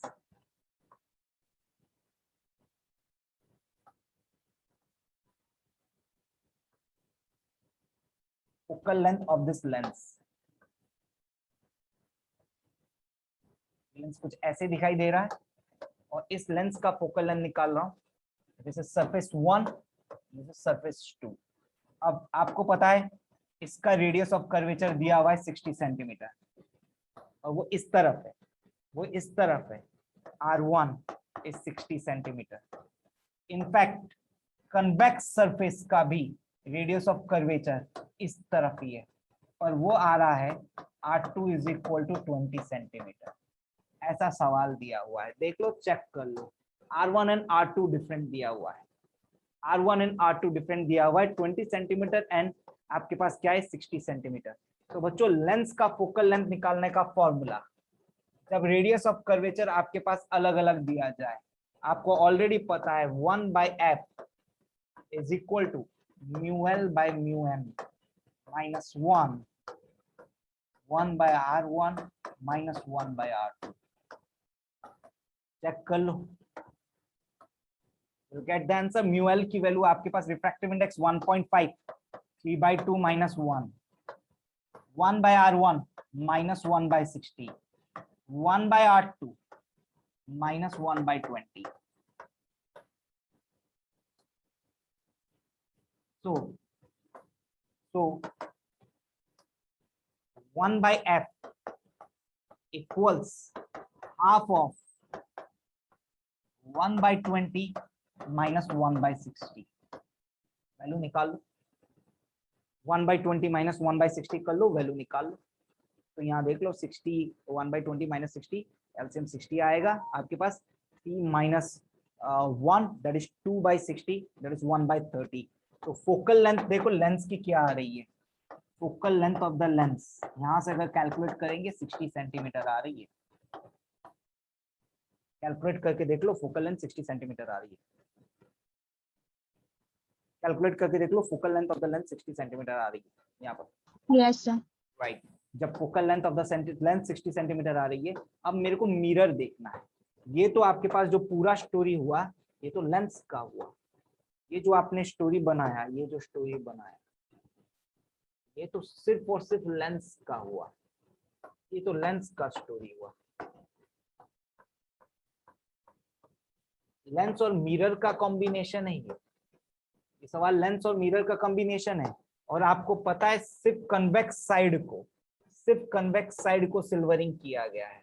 अगर मैं यहाँ मिरर का निकालूं तो सिर्फ कन्वेक्स साइड को सिल्वरिंग किया गया है, ऐसा, जिसका रेडियस ऑफ कर्वेचर है 20 सेंटीमीटर, जिसका रेडियस ऑफ कर्वेचर है 20 सेंटीमीटर।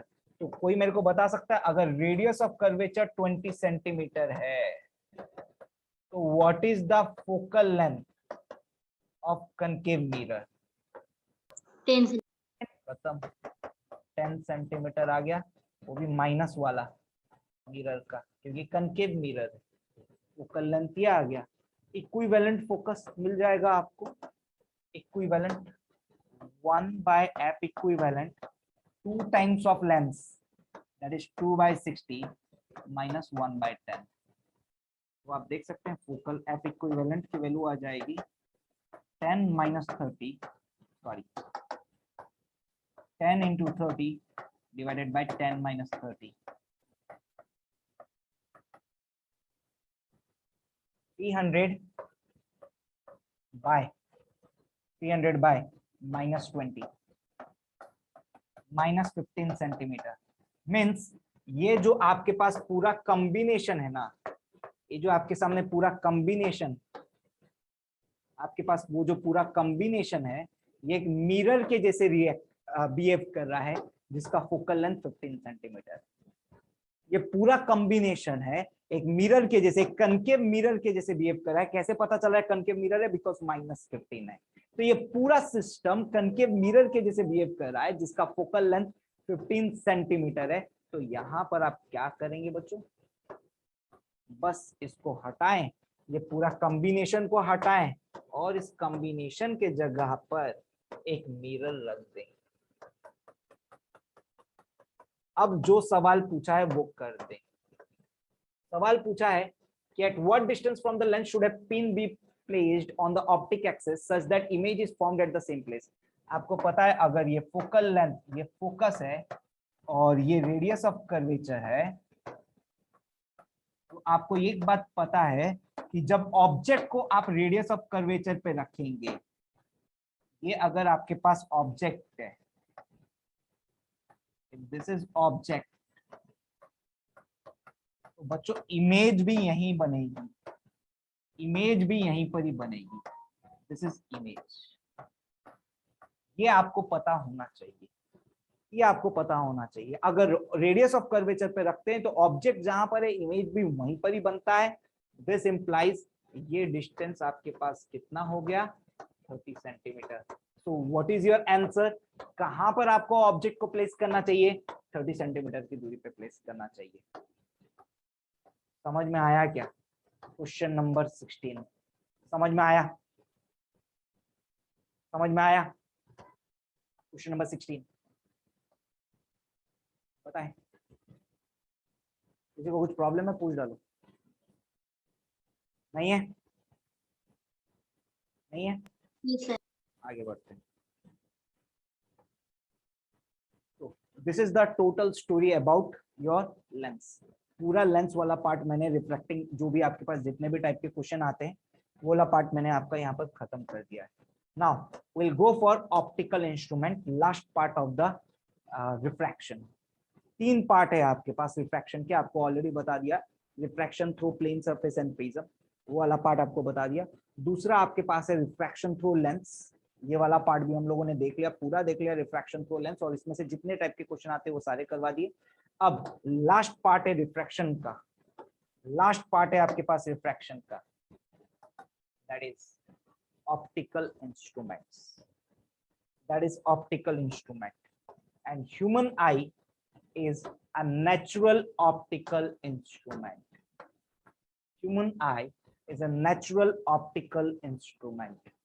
Basically आपके पास human eye में जनरली क्या होता है, कौन से पार्ट्स होते हैं, ये तो आपको बहुत सीधी बात पता है। मैं यहाँ पर सिर्फ 2 ही बात बताना चाहता हूँ। आपके पास एक होता है लेंस होता है और एक रेटिना होता है, बस इतना ही हमारा काम है। लेंस आपके पास वेरिएबल फोकल लेंथ वाला लेंस होता है और आपके पास एक रेटिना होता है जहां पर आपके पास इमेज बनता है। और ये डेटा आपको दे देता हूं, डेटा दे देता हूं फॉर अ एडल्ट ह्यूमन, ये लेंथ होती है आपके पास 2.5 सेंटीमीटर। लेंस टू रेटिना मतलब आपके पास लेंस और रेटिना इमेज डिस्टेंस फिक्स रहता है। इधर इमेज आपके पास इधर ही बनेगा, इधर ही फोकस होगा, ये 2.5 सेंटीमीटर पे ही फोकस होगा इमेज, यहीं पर ही इमेज फोकस होगा, इमेज डिस्टेंस यही होना चाहिए। तो लाइट क्या, आई क्या करता है ना, अपना फोकल लेंथ चेंज कर सकता है। I can have variable focal length, I can have variable focal length. Minimum focal length eye की 2.2 से लेकर 2.5 तक फोकल लेंथ आई रखता है, तो आई की वेरिएबल फोकल लेंथ है। नाउ हम लोग जो बोलते हैं ह्यूमन आई में, आपको ह्यूमन आई का वर्किंग तो पता होगा, इसके बारे में डिटेल में नहीं जा रहा हूँ। राइट, यहाँ पर आपके पास क्या होता है, लाइट एंटर करता है एक छोटे से होल से जिसको हम प्यूपिल बोलते हैं, एंड आइरिस क्या करता है आपके पास, वही प्यूपिल का साइज को कंट्रोल करता है। यहाँ से लाइट एंटर करता है अंदर, सिलियरी मसल्स क्या करते हैं, फोकल लेंथ आपके पास क्या करते हैं, बढ़ाते हैं और या कम करते हैं। आई का फोकल लेंथ, आई ही एक ऐसा ऑप्टिकल डिवाइस है, ऑप्टिकल इंस्ट्रूमेंट है जिसके पास वेरिएबल फोकल लेंथ है, one length having variable focal length eye का। और आई का फोकल लेंथ अगर ये सिलियरी मसल्स खराब हो गया तो there you will get the eye sight defect. अगर कोई चश्मा लगाता है तो इसका मतलब एक ही पॉइंट है, उसका सिलियरी मसल काम नहीं कर रहा, या आई अपना फोकल लेंथ चेंज नहीं कर पा रहा। आई अगर अपने पास फोकल लेंथ नहीं चेंज कर पाता है तो प्रॉब्लम होता है, डिफेक्ट्स ऑफ विजन आपके पास क्रिएट होते हैं, defects of vision. Now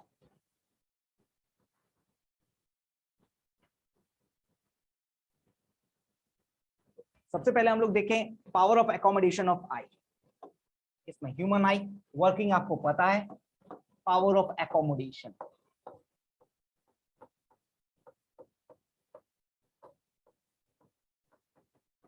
power of accommodation word का मतलब है, पावर ऑफ एकोमोडेशन वर्ड का मतलब है आपके पास ये मिनिमम और मैक्सिमम कितना देख सकता है, कितने कौन से ऑब्जेक्ट को देख सकता है। देखो क्लियरली नहीं बोल रहा हूं, मिनिमम और मैक्सिमम कहां पर आपको ऑब्जेक्ट को वो देख सकता है। आई के पास max distance without stress, without stress max distance eye देख सकता है वो है infinity, and minimum distance without stress जो वो देख सकता है that is least distance of distinct vision D, जो आपके पास वेरिएबल होता है अकॉर्डिंग टू एज। तो हम लोग जब एडल्ट आई यूज करते हैं तब हम डी की वैल्यू क्या बोलते हैं, 25 सेंटीमीटर एडल्ट।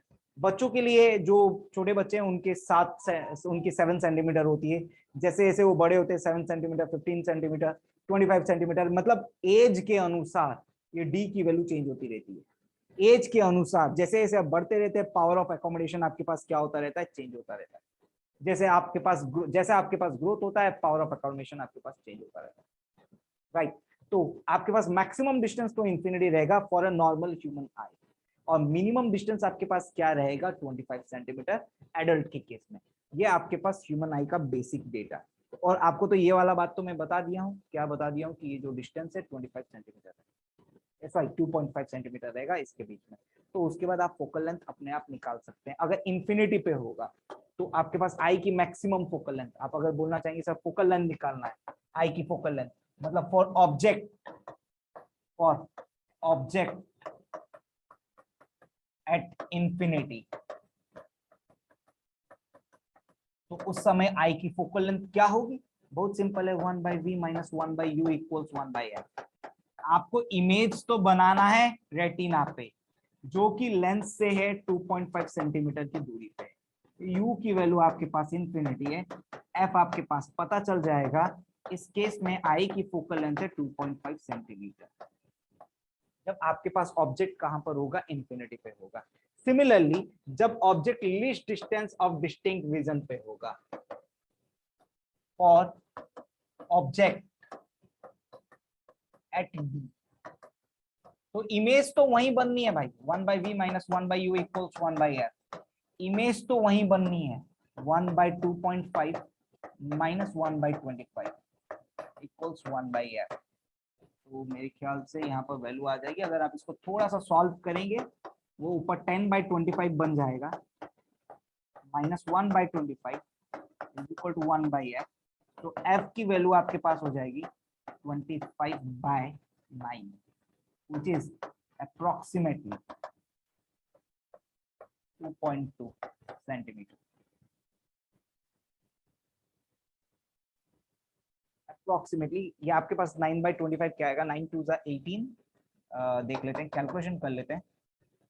9 2 18, 18 होने से 75, 9 8 72 समथिंग कुछ, 9 8 9 9 9 7 53। उसके बाद आगे आपके पास सवाल हो जाएगा ना, 2.7 सेंटीमीटर के आसपास आंसर है, 2.7 सेंटीमीटर के आसपास आंसर है। ये फोकल लेंथ ऑफ आई है, this is the focal length of eye. जब आपके पास क्या होगा, least distance of distinct vision पे और इंफिनिटी पे। तो this is basic knowledge about human eye. अब डिफेक्ट्स ऑफ विजन, हमारे पास कोर्स में सिर्फ 2 ही डिफेक्ट ऑफ विजन है, सिर्फ 2 ही डिफेक्ट ऑफ विजन है, एक मायोपिया और एक hypermetropia. 2 he defects of vision है। ये दोनों क्या होता है आपको दिखाता हूँ, इसका रे डायग्राम बनाता हूँ और आपको दिखाता हूँ दोनों विजन आपके पास क्या होता है, मायोपिया और हाइपोमेट्रोपिया क्या होता है। देखो अगर आपके पास कोई मायोपिक आई है तो क्या होगा ना,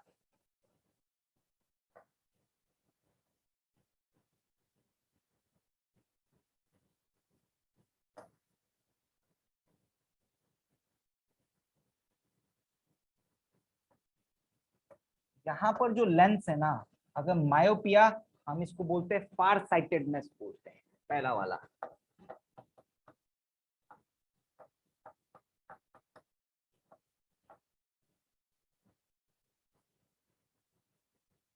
तो अगर आपके पास मायोपिया होगा इसका मतलब आपको दूर की, सॉरी फार बोलता हूँ, नियर साइटेडनेस बोलते हैं इसको, एक और नाम है नियर साइटेडनेस या शॉर्ट साइटेडनेस बोलते हैं।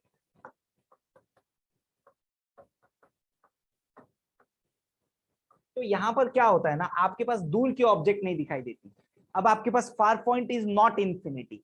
आपके पास क्या होता है, इसमें क्या होता है, पहला बात होता है near point, near point same रहता है 25 सेंटीमीटर से, but far point,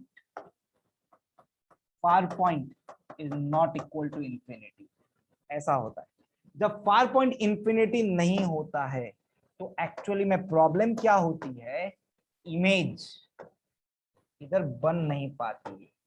image actually में क्या है ना, रेटिना पे बन नहीं पाती है। मतलब अगर ऑब्जेक्ट आपके पास दूर है इंफिनिटी पे, अगर आपके पास पैरेलल बीम ऑफ लाइट है, पैरेलल बीम ऑफ लाइट है जो कि इंफिनिटी से आती है, इंफिनिटी से लाइट आ रही है, पैरेलल बीम ऑफ लाइट बोलते हैं, और वो लाइट आपके पास वहां कन्वर्ज नहीं हो पाती है, वो लाइट कहीं आगे कन्वर्ज होती है, इधर, इधर कन्वर्ज होती है लाइट, इधर। तो रेटिना पे जो इमेज बनता है वो ब्लर इमेज बनता है, फोकस्ड इमेज नहीं बनता है, ब्लर इमेज बनता है। This is myopic eye. Image retina पे नहीं बन रही है, इमेज कहीं आगे बनती है, और वहां पर तो स्क्रीन है ही नहीं, और जहां स्क्रीन है नहीं, आप क्या देखेंगे, आप वही देखेंगे जो इमेज है, ब्लर इमेज है। इसका मतलब जो आपके पास, जो भी लोग चश्मा पहनते हैं, अगर वो चश्मा खोल के कोई चीज को देखना चाहे, वो फोकस नहीं कर पाते, इमेज को रेटिना पे ला नहीं पाते, बिकॉज उनका आई अपनी फोकल लेंथ नहीं चेंज कर पाता है, फोकल लेंथ चेंज नहीं कर पाता है, सिलेरी मसल्स खराब हो गई होती है, तो इस वजह से नहीं चेंज कर पाता है। Now what is the correction,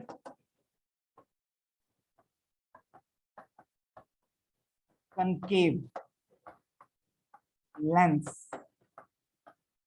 is used as correction।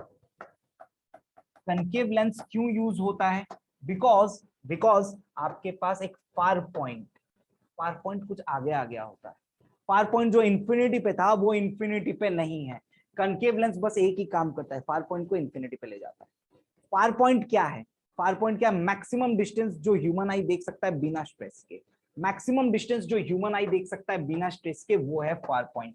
मतलब अगर आपके पास ये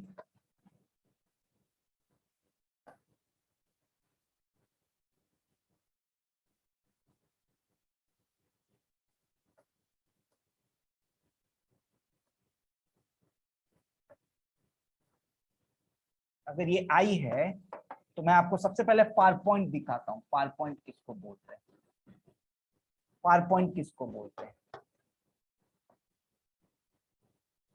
this is I call far point, जो कि अब इंफिनिटी नहीं है। This is I call far point जो कि इंफिनिटी नहीं है, यहां से इसका डिस्टेंस को, इसका डिस्टेंस को हम बोलते हैं फार पॉइंट बोलते हैं, एफपी। ये इंफिनिटी नहीं है अभी, ये इंफिनिटी नहीं है। लाइक यहां पर अगर ऑब्जेक्ट प्रेजेंट होगा, यहां पर अगर ऑब्जेक्ट प्रेजेंट होगा, लाइट आराम से उसकी इमेज को यहाँ कन्वर्ज कर देगी और इमेज बना देगी, एकदम फोकस्ड इमेज बना देगी। You can easily see the image, you can easily see the image, आराम से इमेज देख लोगे कि बरोबर इमेज यहाँ पर बन रही है, इस जगह पे इमेज बन रही है, लाइट एकदम बरोबर इमेज बना देगी, इस पॉइंट की इमेज बना देगी। Now important point is that इससे ज्यादा दूर, इससे पीछे वाला अगर कुछ होगा तो नहीं बना पाएगी, इससे पीछे वाला होगा तो ब्लर इमेज आएगा। लाइट अपनी फोकल लेंथ, आई अपनी फोकल लेंथ चेंज नहीं कर पाएगी, आई अपनी फोकल लेंथ, इसलिए जो चश्मा लगाते हैं ना, उनको पता होगा कि वो बिना चश्मे के कहां तक देख सकते हैं, वो जहां तक क्लियरली देख सकते हैं, that is their far point, that is their far point. तो वहां पर आपके पास फार पॉइंट आ गया। Now what you need to calculate, you need to calculate correction lens का फोकल लेंथ क्या होगा। अब what correction do you need, आप करेक्शन क्या चाहते हैं, आप चाहते हैं कि आपका फार पॉइंट बन जाए इंफिनिटी, आपका फार पॉइंट बन जाए इंफिनिटी। मतलब आप इसको कैसे बनाएंगे समझेंगे, समझेंगे।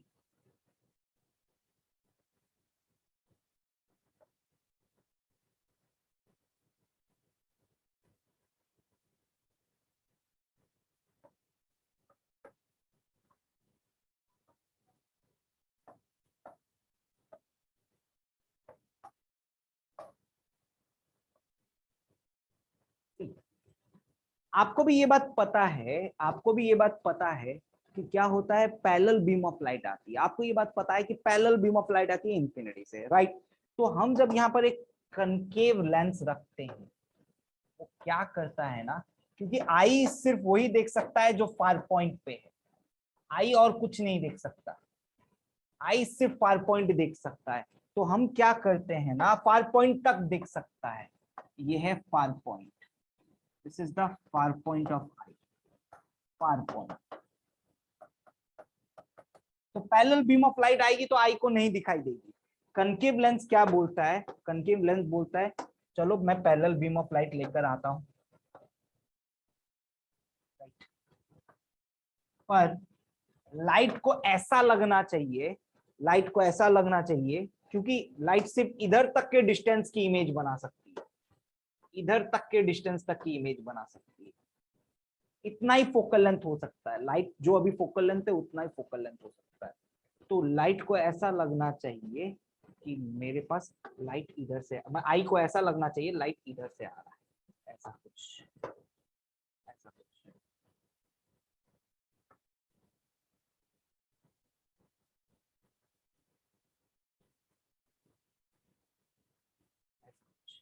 यहां पर आ रहा है लाइट, लाइट इधर आ रहा है। अब देखो इसका किस तरीके से आगे डायग्राम बनाता हूं मैं।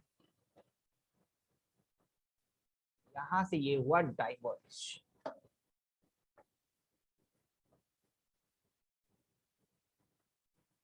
अब लाइट को लग रहा है, इस आई को लग रहा है, यहाँ देखो इस आई को लग रहा है, क्या लग रहा है इस आई को, इस आई को लग रहा है लाइट ऐसे ही आ रही है, यहाँ से ही आ रही है। इस आई को लग रहा है लाइट कहाँ से आ रही है, ऐसे ही आ रही है, यहाँ से आ रही है। जब ऐसे लग रहा है तो ये क्या करता है पता है, इसको यहाँ कन्वर्ज करवा देता है, कन्वर्ज करवा देता है लाइक दिस, इस पॉइंट पे कन्वर्ज करवा, इस पॉइंट पे कन्वर्ज करवा देता है, इस वाले पॉइंट। जब कन्वर्ज करवा देता है बच्चों, तो अब आपका क्या हो गया, आई ठीक हो गया। इसका मतलब इंफिनिटी पे ऑब्जेक्ट है, उसको कहाँ लाके रख देता है, फार पॉइंट पे लाके रख देता है। तो यहाँ पर मैं फोकल लेंथ निकाल लूंगा, करेक्शन लेंस का फोकल लेंथ निकाल दूंगा, 1/v minus 1/u equals 1/f। तो 1/v is far point, 1/u is infinity, is equal to 1 focal length of the lens.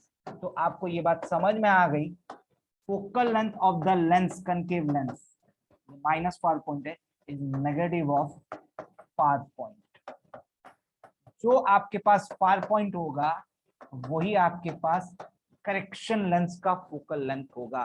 This is for your, this is for your myopia and how to cure myopia. So you will be using concave lens is used as a correction lens, and correction lens का focal length कितने से बरोबर होगा, far point के साथ बरोबर होगा। तो जब भी आपके पास शॉर्ट साइटेडनेस होता है तो आपके पास जहां पर भी आप डॉक्टर के पास जाते हैं वो आपका बस क्या चेक करता है, फार पॉइंट चेक करता है। डॉक्टर आपका बस फार पॉइंट चेक करता है, once he got the value of far point आपको लेंस सजेस्ट कर देता है। उसके बाद आप बोलते हैं सर हमारे पास पेरिकल एब्रिएशंस भी होते हैं, वो सारी डिफरेंट चीजें हैं। मैं सिर्फ मायोपिया के बारे में बता रहा हूँ। सिर्फ आपके पास आई डिफेक्ट में सिर्फ मायोपिया नहीं होता है, साथ में आपके पास आई लेंस का स्ट्रक्चर भी, शेप भी चेंज हो जाता है, आई लेंस का शेप चेंज हो जाता है, रेटिना का शेप चेंज हो जाता है। ये सब शेप चेंज हो जाने की वजह से प्रॉब्लम्स आती है, वो सारी प्रॉब्लम्स आती है जब शेप्स चेंज हो जाते हैं रेटिना के, आई लेंस के। तो मैं सिर्फ और सिर्फ फोकल लेंथ का चेंज के बारे में बता रहा हूँ, शेप चेंज के बारे में नहीं। फोकल लेंथ और वो एडजस्ट नहीं कर सकता, सिर्फ उसके बारे में बता रहा हूँ। और हमारे पास ये वैल्यूज है, फार पॉइंट के साथ बरोबर आएगी in case of myopia. And last जो हम लोग देखेंगे, सेकेंड, हाइपरमेट्रोपिया, जिसको हम लोग बोलते हैं लॉन्ग साइटेडनेस।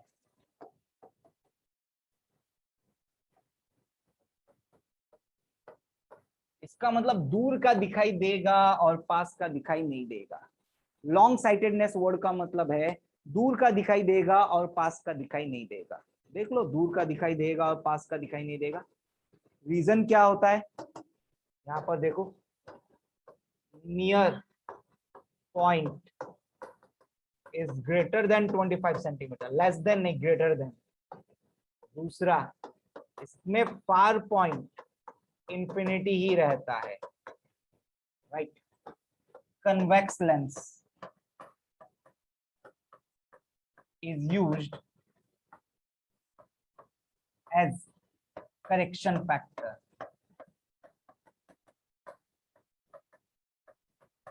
देखिए यहां पर 3 डायग्राम बनेगा।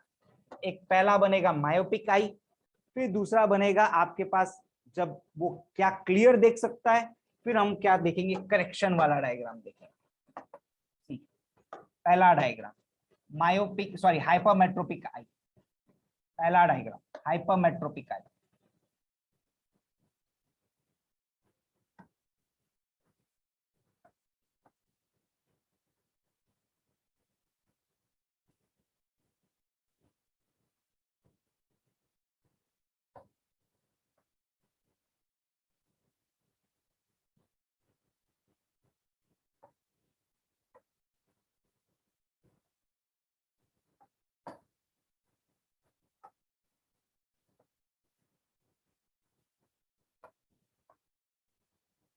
डायग्राम को मैं कॉपी कर लेता हूँ, एक मिनट, बार बार बनाना ना पड़े।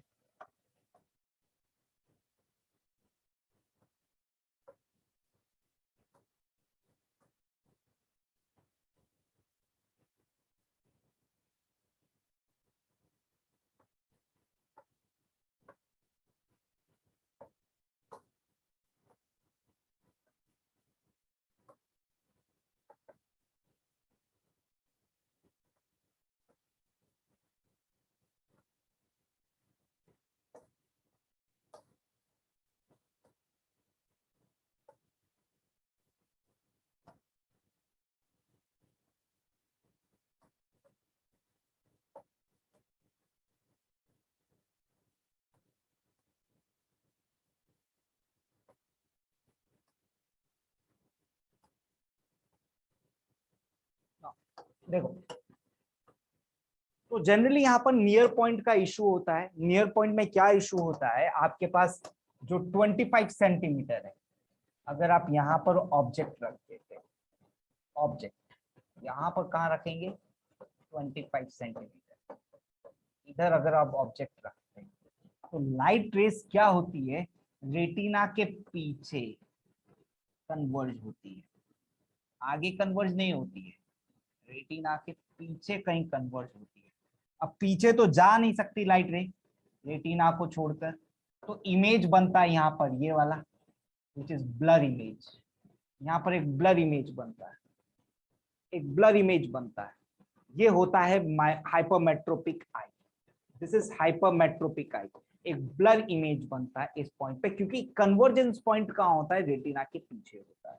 लाइट इसको रेटिना पे, आई इसको रेटिना पे कन्वर्ज नहीं कर पाती है ना। आपके पास आई कौन से पॉइंट को कन्वर्ज कर पाती है, नियर पॉइंट शिफ्ट हो गया होता है, ये आ गया नियर पॉइंट। नियर पॉइंट इधर कहीं शिफ्ट हो गया होता है, वो 25 पे नहीं रहता है, नियर पॉइंट ये 25 पे है। देखो नियर पॉइंट का एक लाइन बना देता हूं, नियर पॉइंट, राइट। अब नियर पॉइंट इधर नहीं रहता है, अब नियर पॉइंट पीछे शिफ्ट हो गया होता है, इधर कहीं शिफ्ट हो गया होता है, इधर, ये रहा नियर पॉइंट। इसका मतलब ये है आपके पास नियर पॉइंट, ये चेंज हो गया है, नियर पॉइंट शिफ्ट हो गया है। हाइपोमेट्रोपिक आई के लिए नियर पॉइंट शिफ्ट हो गया, नॉर्मल आई के लिए नियर पॉइंट होता था 25, हाइपोमेट्रोपिक आई के लिए नियर पॉइंट आपके पास शिफ्ट हो गया है, नियर पॉइंट शिफ्ट हो गया है ना। जब नियर पॉइंट शिफ्ट हो गया है बच्चों, इसका रे डायग्राम अब सही बन जाता है। अब इसका रे डायग्राम सही बन जाता है, लाइट रे यहाँ पर आती है इधर से, और वो आराम से रेटिना पे कन्वर्ज हो जाती है, ऐसा हो जाती है। अब इसका सॉल्यूशन चाहिए मेरे को, अब क्या करेंगे, अब नया नियर पॉइंट को मैं यहाँ पर एक्स नॉट बोल देता हूँ, नया नियर पॉइंट को इधर एक्स नॉट बोल देता हूँ। अब मेरे को इसका सॉल्यूशन चाहिए, मैं क्या करूंगा कि आई सही हो जाए, हम देख पाए, तो यहां लगाऊंगा एक कन्वेक्स लेंस। इस जगह पे लगती है एक कन्वेक्स लेंस। क्या है कन्वेक्स लेंस का काम, आपको समझाता हूँ, डोंट वरी। 3 कन्वेक्स लेंस यहाँ पर लगाते हैं। आपका काम है कि ऑब्जेक्ट जो अगर नियर पॉइंट पे ऑब्जेक्ट है उसको देखना है। नियर पॉइंट पे जो 25 सेंटीमीटर पे ऑब्जेक्ट है ना, ऑब्जेक्ट इज एट 25 सेंटीमीटर, आप उसको देखना चाहते हैं। लाइट बोलेगी मैं इसको कन्वर्ज नहीं कर सकता, और कन्वर्ज नहीं कर सकता, कन्वर्ज करेगी तो पीछे करेगा। लाइट रे, ये वाली लाइट, ये वाली आई आपके पास ये बोलता है कि सिर्फ और सिर्फ मैं कन्वर्ज किस कौन सी लाइट को कर सकती हूँ, वो सिर्फ और सिर्फ यही लाइट को कन्वर्ज कर सकते हैं। ये सिर्फ और सिर्फ यही लाइट को कन्वर्ज कर सकते हैं। ये वाली लाइट जो कहां से आ रही है, उसको कहां से आते हुए दिखाई देनी चाहिए, वो वाली लाइट, उसको वो यहां से आते हुए दिखाई नहीं देनी चाहिए, इधर से आते हुए दिखाई देनी चाहिए, इधर से। जो आपके पास ये वाला पॉइंट है, जो आपके पास ये वाला पॉइंट है, नया नियर पॉइंट है, इधर से आते हुए दिखाई देनी चाहिए, तभी ये इसको क्या करेगा, कन्वर्ज करेगा। अदरवाइज ये कन्वर्ज नहीं करेगा। ऐसे दिखाई देनी चाहिए तभी इसको रेटिना पे कन्वर्ज करेगा ना। कन्वेक्स लेंस का काम क्या है, कन्वेक्स लेंस का बस यही काम है। कन्वेक्स लेंस क्या करेगा, लाइट को इसी तरीके से कन्वर्ज करवाएगा। देखो, लाइट रेज को इधर से ही आते हुए दिखाएगा, ये वाला रे है, इसको इधर से ही आते हुए दिखाएगा, ज्यादा कन्वर्ज कर देगा, इसी पॉइंट पे कन्वर्ज कर देगा। ऐसा लगेगा रे ऑफ लाइट इधर आ रहा है, मतलब यहां से रे ऑफ लाइट इधर जा रहा होगा, इधर से रे ऑफ लाइट, देखो कैसे भी लेकर जाता हूं मैं, रे ऑफ लाइट इधर ऐसे जा रहा था, थोड़ा ऊपर जा रहा था, थोड़ा ऊपर ऐसे ऐसे, और इधर से थोड़ा ऊपर ऐसे जा रहा था। तो कन्वेक्स लेंस ने क्या किया, इसको कन्वर्ज करवाया और लाइट को इधर,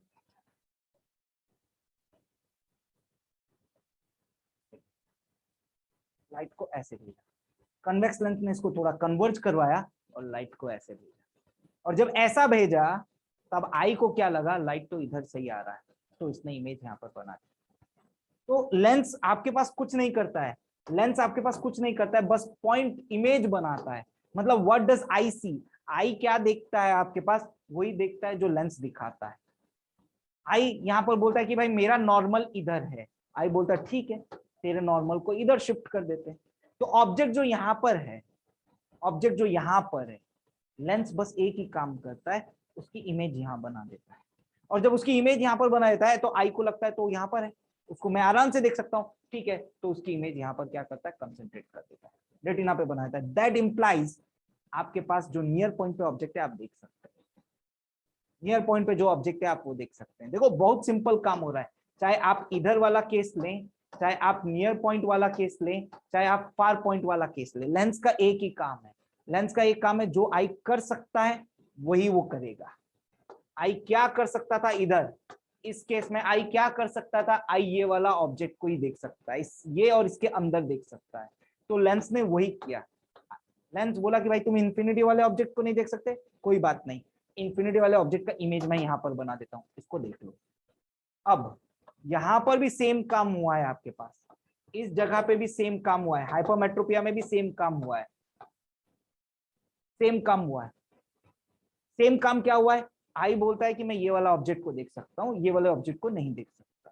तो उसके बाद क्या हुआ, उसके बाद आपने क्या बोला, ठीक है तुम ये वाले ऑब्जेक्ट को नहीं देख सकते, ठीक है मैं उसका इमेज यहाँ बना देता हूँ, इसको देख लो।